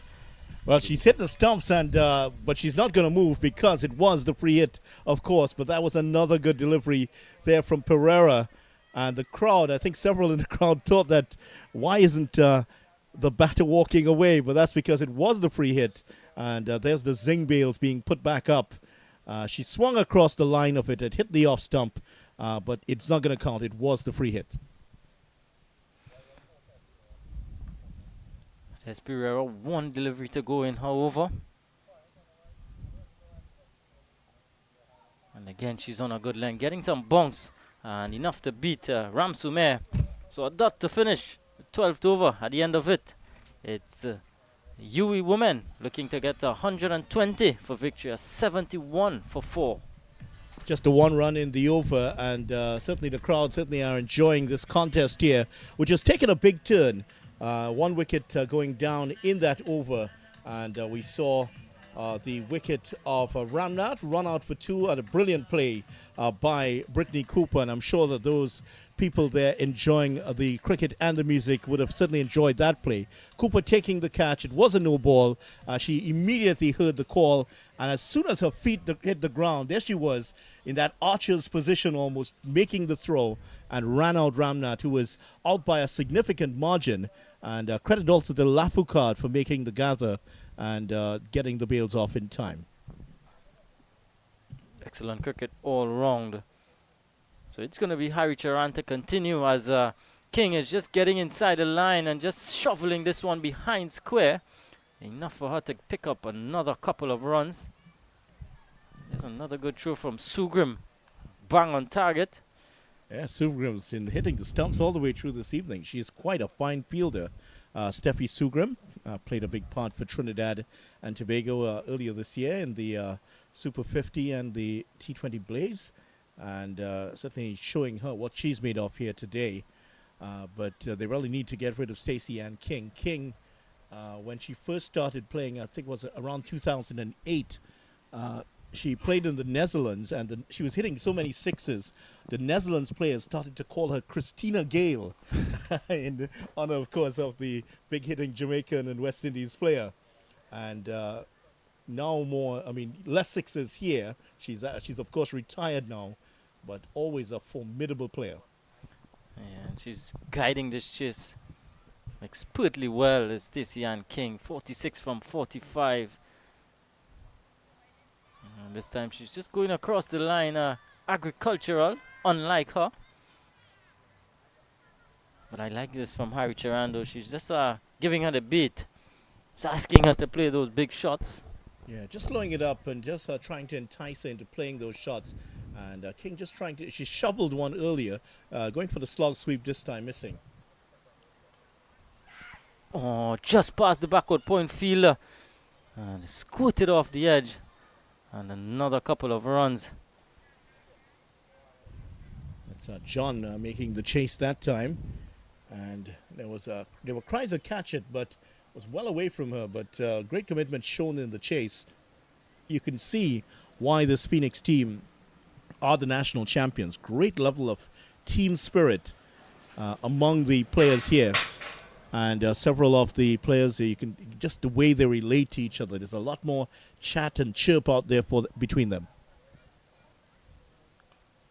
Again, cut away by King as she inches ever so close to a half century. It's up to 49. And in fact, the official scorers, it's King has brought up a 50. What a good knock in the context of this game of video. Certainly is, and gets the congratulation from her fellow batter out there, Nanan Ramsumere, and 50 with 3 4s and 1 6 from Stacey Ann King. And what a knock it is, has been, and shows that her class certainly hasn't diminished in retirement.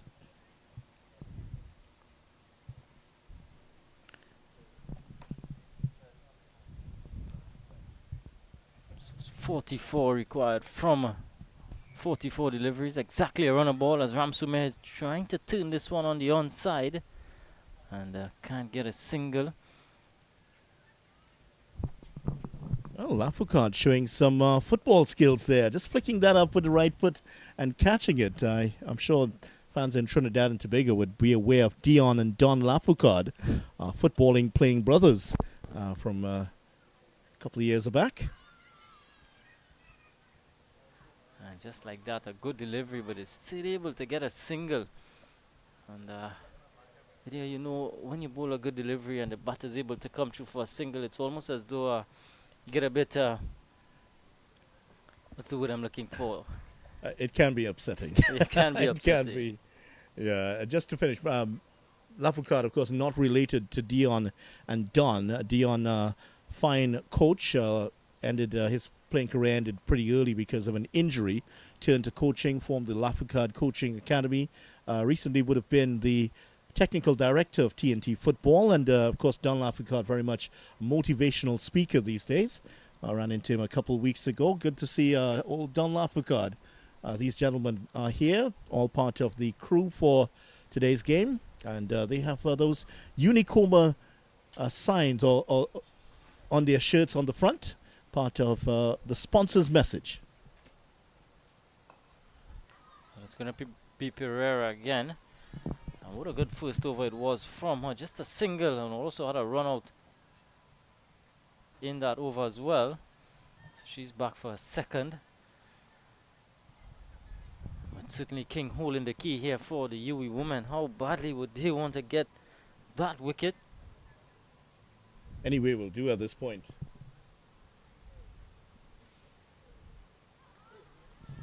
And one of the players from the men's match dragging his coffin around like the Blue Devils do on Carnival Tuesday. But there are several of the players coming in. There's another player coming in at the back. And, of course, later on in this Unicoma and Cricket 360 sponsored event, UWI Men's Invitational against the UWI T20 All-Stars. That starts at 7 p.m. Yeah, so don't go anywhere. A lot of action still to come. Another good delivery squirted out into the onside. And this might be a good ploy from the Phoenix women to just get Ramsumer on the striker's end and just bowl to her. And just get Stacey Ann King away from the action. Just frustrate her a bit because she's been quite fluent, especially in the latter part of this innings as she's gone on. There it is, 53 fours and 1 6. Samir has struggled a bit to get the ball off the square. She's now starting to time a couple of those drives, but she hasn't been penetrating the field as King has done all the way through this innings. And with Pereira bowling very, very full to her here, it's a situation where the UWI Women's Invitational team, they're being held at bay at the moment.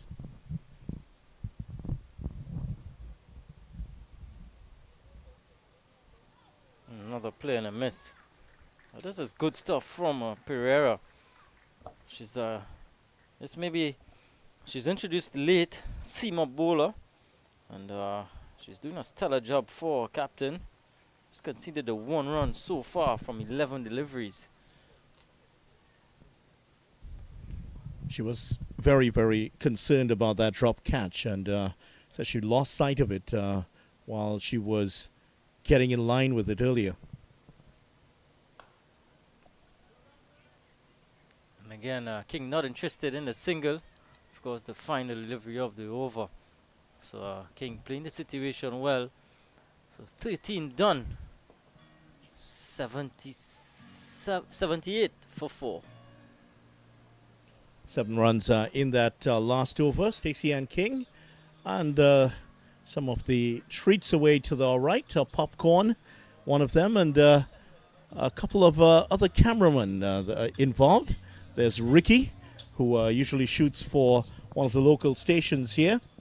Ricky's been around for a very long time in camera work in Trinidad and Tobago. And this gentleman to his left has been here since the start this evening. In fact, he was here before the start, standing in that same position. He's watched the match since 2 o'clock today. So I tell you what, that is a real cricket fan. Definitely commitment to the highest level.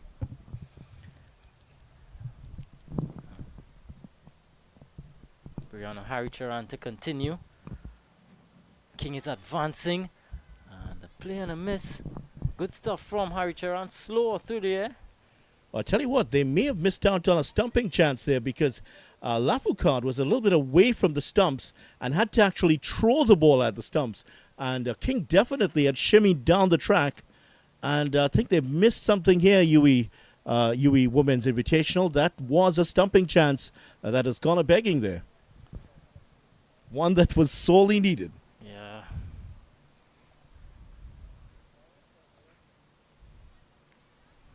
So this just might be a good single if you're a Phoenix fan. Get Ramsumer on strike. She's yet to get off the mark. Faced all of 10 deliveries. And that required rate now is just going above 6 to the over. It's at 7.2 now. And Stacey Ann King frustrated on the other end. She's not had much strike in the last 2 overs. Yeah, that certainly can play on your mind, especially when you're batting well. You want to get strike. You want to feel the bat and ball. And she's been left a bit frustrated at the moment. Gonna have to reload that one, Harry-Charan. Wide delivery. 2 Well, Yeah, she's done well. And the introduction of Harry Chiran and Pereira has really coincided with a period of dominance here for the Phoenix team. They've started to get a grip back on the game. Cut away again. Misfield by Cooper. And allows for single. Very rare misfield from Cooper. You don't often see that. Awkward little bounce there on this UWI outfield, which is exceptional. It's one of the better kept fields in the country. And tell you what, I was out there. It's a bit drier than earlier this year, and that's expected because of the heat we've had in the last month or so. Back and punching away in the gap. Another easy single. The King as she continues to soldier on.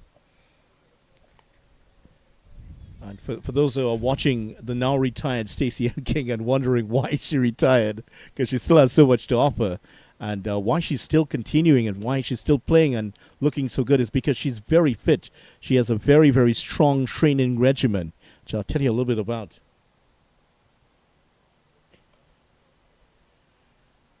In fact, those who are exercise at the Aranguez Savannah would certainly recognize her because she runs a lot and exercises around almost religiously around that area. I've seen her many times on mornings there working out, working up a sweat before 7 o'clock in the morning.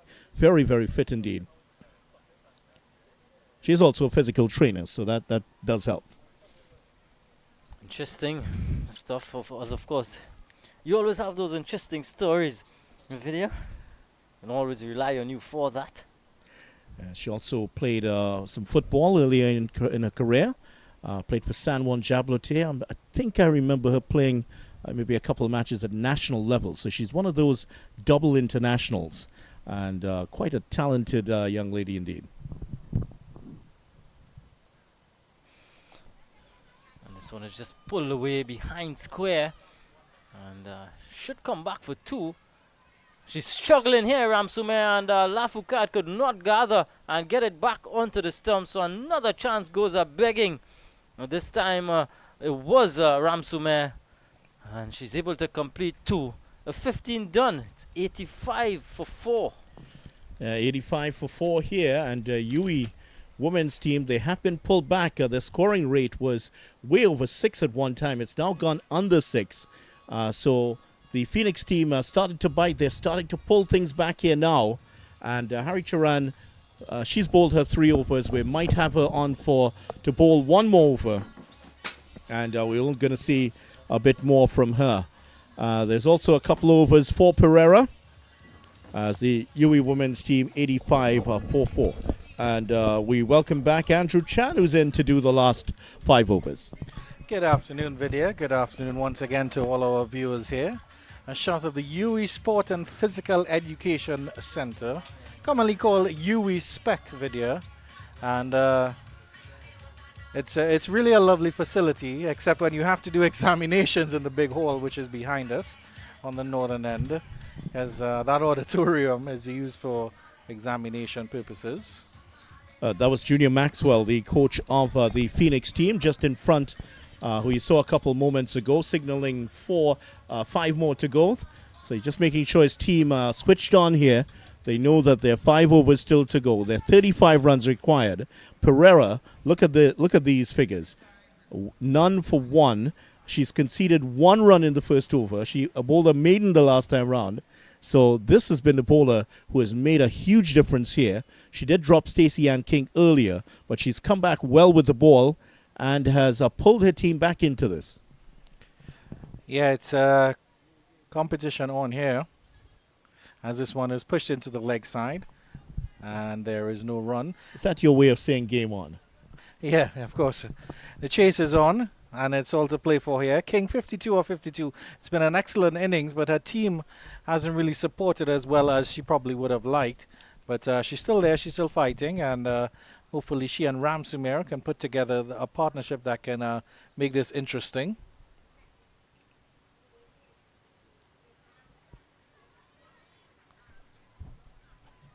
Swept down the leg side, and the keeper picks up Renice Boyce running down into the leg side region. And wide signal from the umpire. So unfortunately, Pereira has doubled her run count in just one delivery. La Foucault, my apologies. That was a wide confirmation there from Andel Maynard. And that's the only time she's erred so far, Pereira, who has been quite tidy with the ball.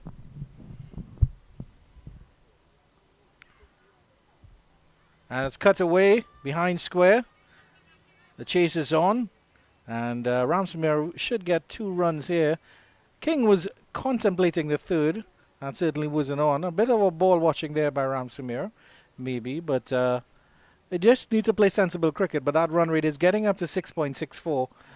Brittany Cooper is still marshalling her troops there at a short mid-on position. Well, they do have to continue to believe they can win this year. The the fielding team, that's Phoenix, set up 119 for 3 in this UE 75 Cricket Fest competition exhibition match here. It certainly has been a bit more than an exhibition match. They haven't gone through the motions. These teams have been going hammer and tongs. This one is flicked into the leg side forward of square. Ramsamir flicking that full delivery, and that's a direct throw at the stumps. Ramsamir has run out at the non-strike.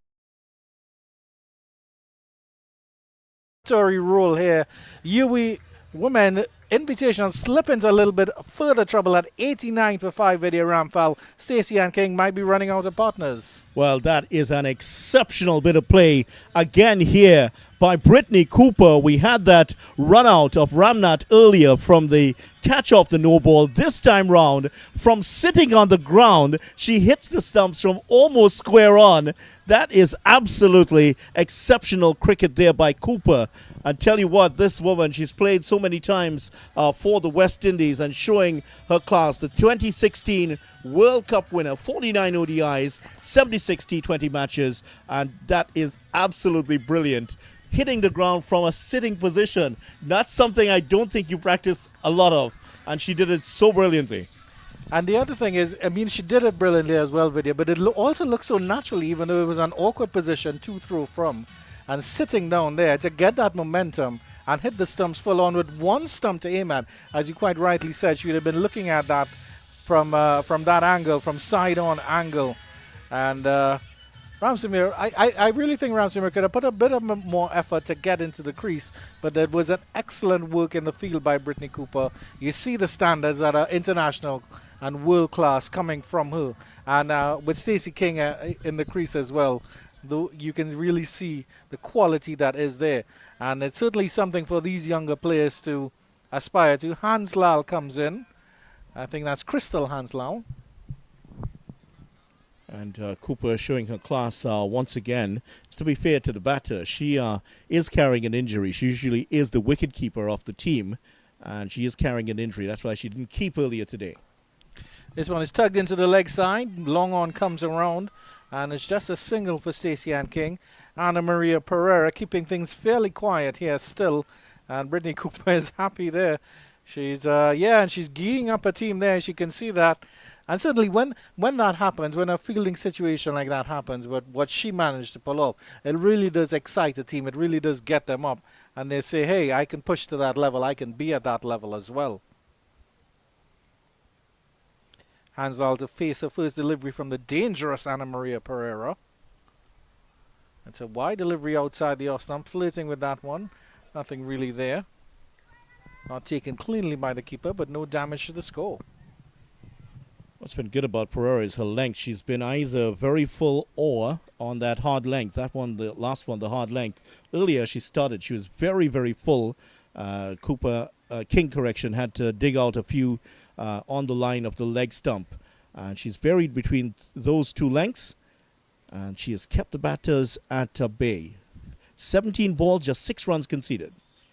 And this one, she mixes it up with the full one, as Mr. Ramphal points out. Driven into the extra cover region, and there's no run. At the end of 16 and 90 for 5. Mr. Ramphal will give us a comparison of where the Phoenix Women's Club were at the same position. The run rate is creeping up to 7.5, And that's a little bit dangerous. They were, even though they were losing wickets at UWI Women Invitational, they were keeping up with the required run rate. Now it's starting to slip away from them. Well, it's more like an uphill battle like we're seeing right here, right now. They're a bit of an uphill battle there for those youngsters. I don't think they're supposed to be going up. Maybe the other way around. But like young salmon getting back to their swarming areas there. There they are. Now they're doing the right thing. Sliding down the big slide there. But it's been a uphill task for this UWI team. They managed to get themselves back into the game a bit with Stacey Ann King. And there's Brittany Cooper, who is remonstrating with someone off the field there. Just letting them know that it's still a battle going on here between these two teams. This one is pulled down to Brittany Cooper. And, well, actually, that one at the wide long on region. And there is just the batters scamper a double there.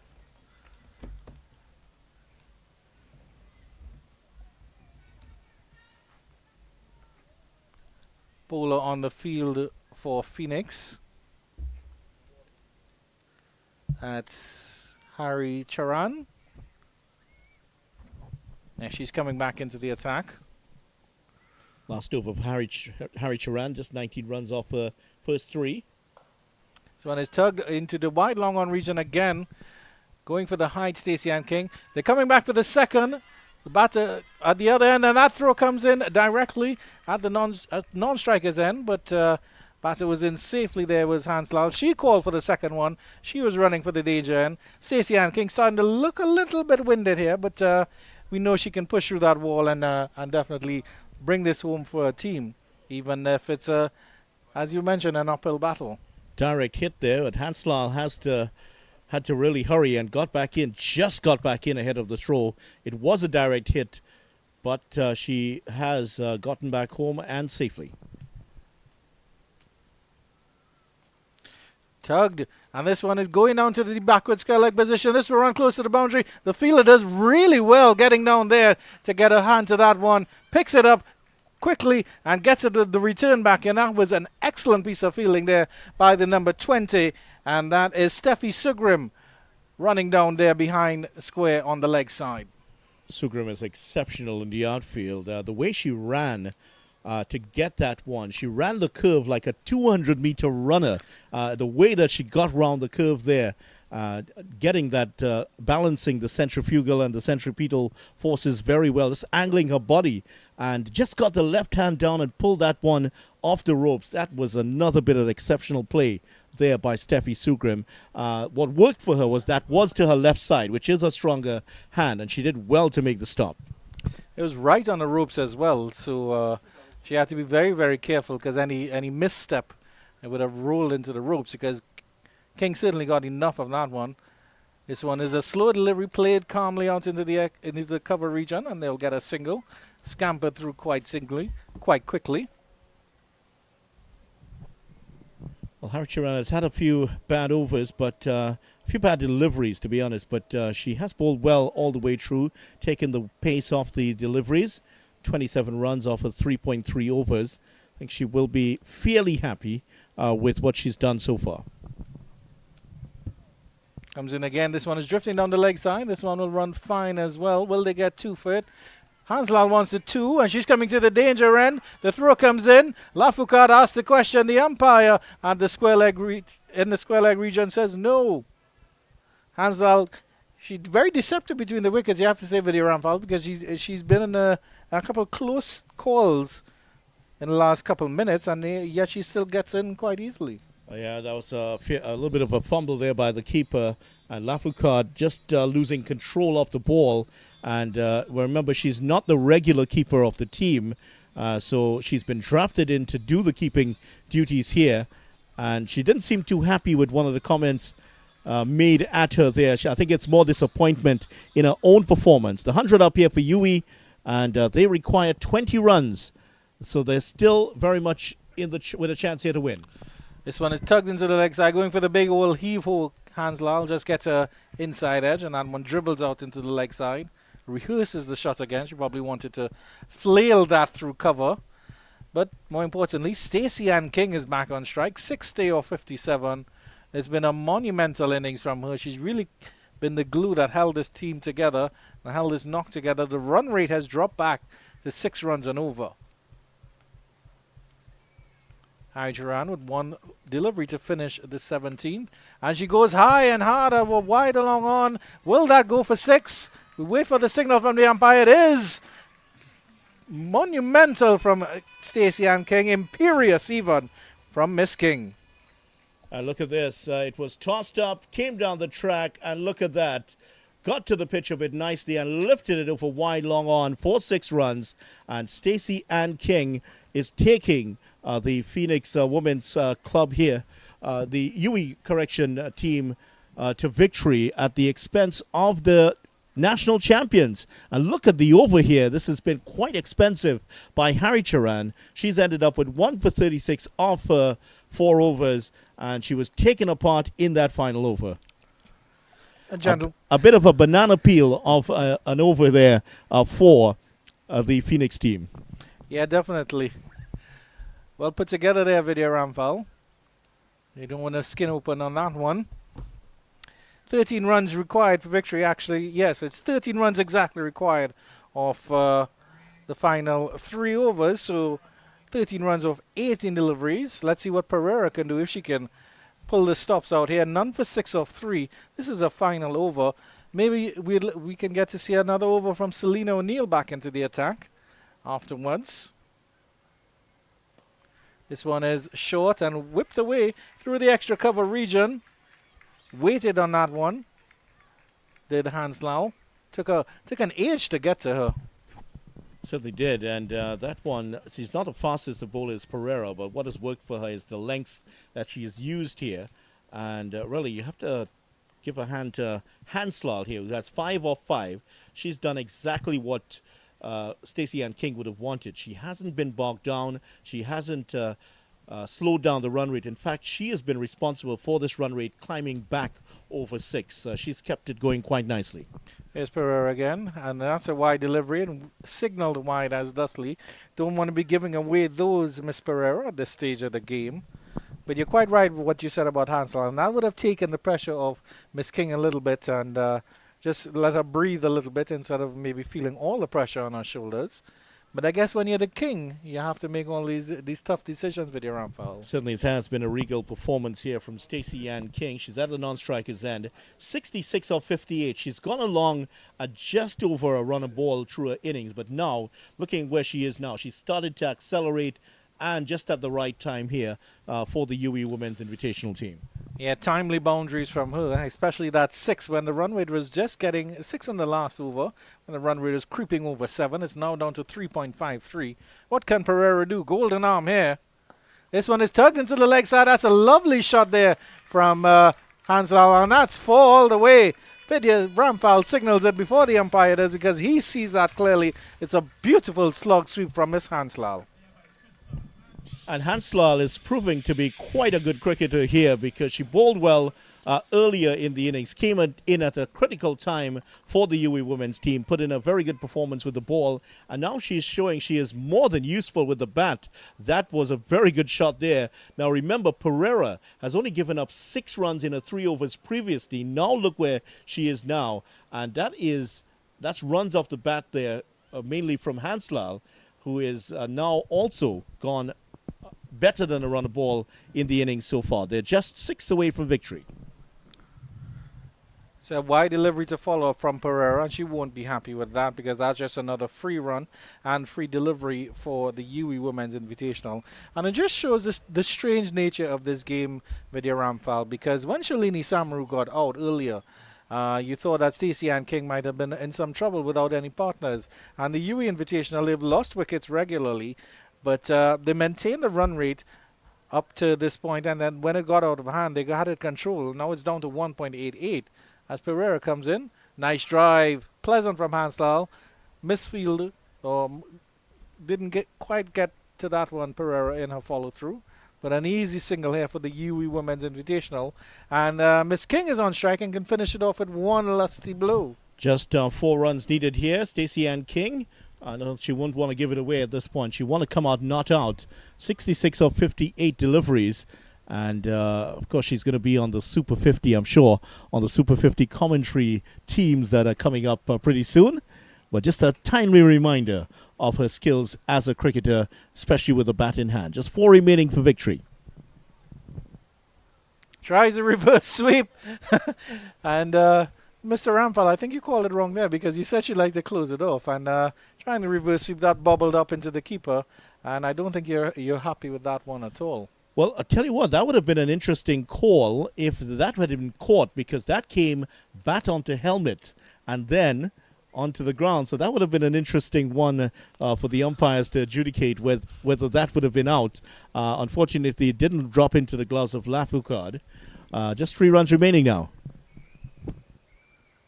Done for 16, 3.4 per error. And Brittany Cooper has led her team admirably. So it would be unfortunate if they roll over here too easily. Hanslal steps up the pitch. She's trying to finish the game in style, but she can only get that into the deep extra cover position. She'll scamper back for 2. Very quick between the wickets. She's a very, very capable batter here, Vidya Rampal, and she has done extremely well with her captain, Stacey Ann King. Look at this partnership, 30 of 15, and Hanslal has had 12 of the 8 deliveries so far. The scores are now tied. They're just 1 run away from victory. And Hanslal will get the opportunity to win this game for the UWI Women's Invitational 11. UWI 75 Fest here, sponsored by Unicom and, of course, proudly by Cricket 360. Dances up the pitch, hits that into the extra cover region again. And she gets caught. Yeah, there's how it's happened here. This is slashed away. Just got the toe end of the bat straight to the fielder who took the catch. Not much celebration because they know the game is up here. Well, just 1 run needed off 12 deliveries. That's the end of Hanslal for a more than useful 12 of 8 deliveries. And some just reward for Pereira because, as you mentioned, she didn't concede many runs at all in her first 3 overs. And that last over, unfortunately, she went a little bit expensive as well. 4 overs with 17 dot balls. That's really amazing. If you think 17 dot deliveries in 24. But just 1 run to win here. King will actually have the honor of taking the strike to finish off this innings.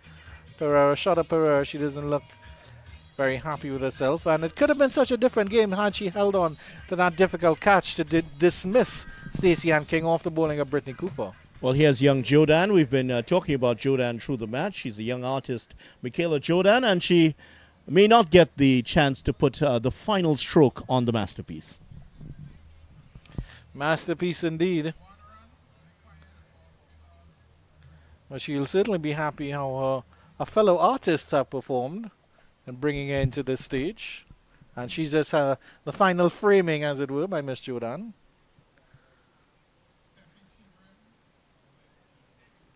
Sugrim back, and they've held her back here. That may have cost them indeed. Sugrim to King. Good delivery outside the line of the off stump. Flirting with that one is Stacey Ann King. She troubled King earlier in the innings here, but now I think they may have wondered, if they look back at it here, Phoenix, they may be wondering why they didn't actually bring her back on a bit earlier in the contest to challenge the batting of King here.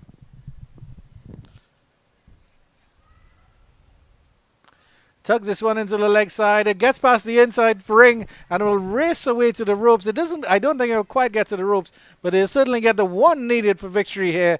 And it's a victory for the UWI Women's Invitational by 4 wickets. Stacey Ann King leading from the front, 68 off 61 here. And Katie Jazz Mitchell leading the charge onto the field here as the UWI Women's Invitational celebrate a very, very big victory here in the UWI 75 Cricket Fest, powered by Unicom and proudly sponsored by Cricket 360. It's been a wonderful game and a wonderful exhibition of the women's game.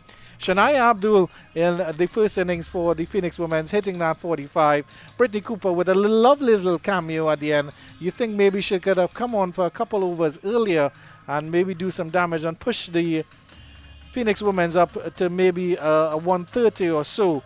But in the end, it was Stacey Ann King coming out on top with that crown on her head of victory.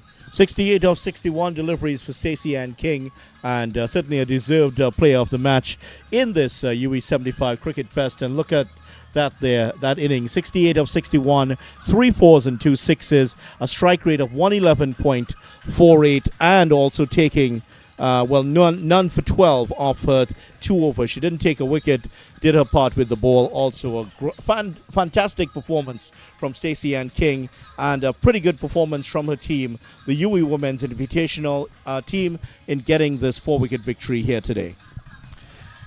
Yeah, certainly. And just some last comments here. It certainly seemed like a difficult job for the UWI Women's Invitational because they were losing wickets at regular intervals.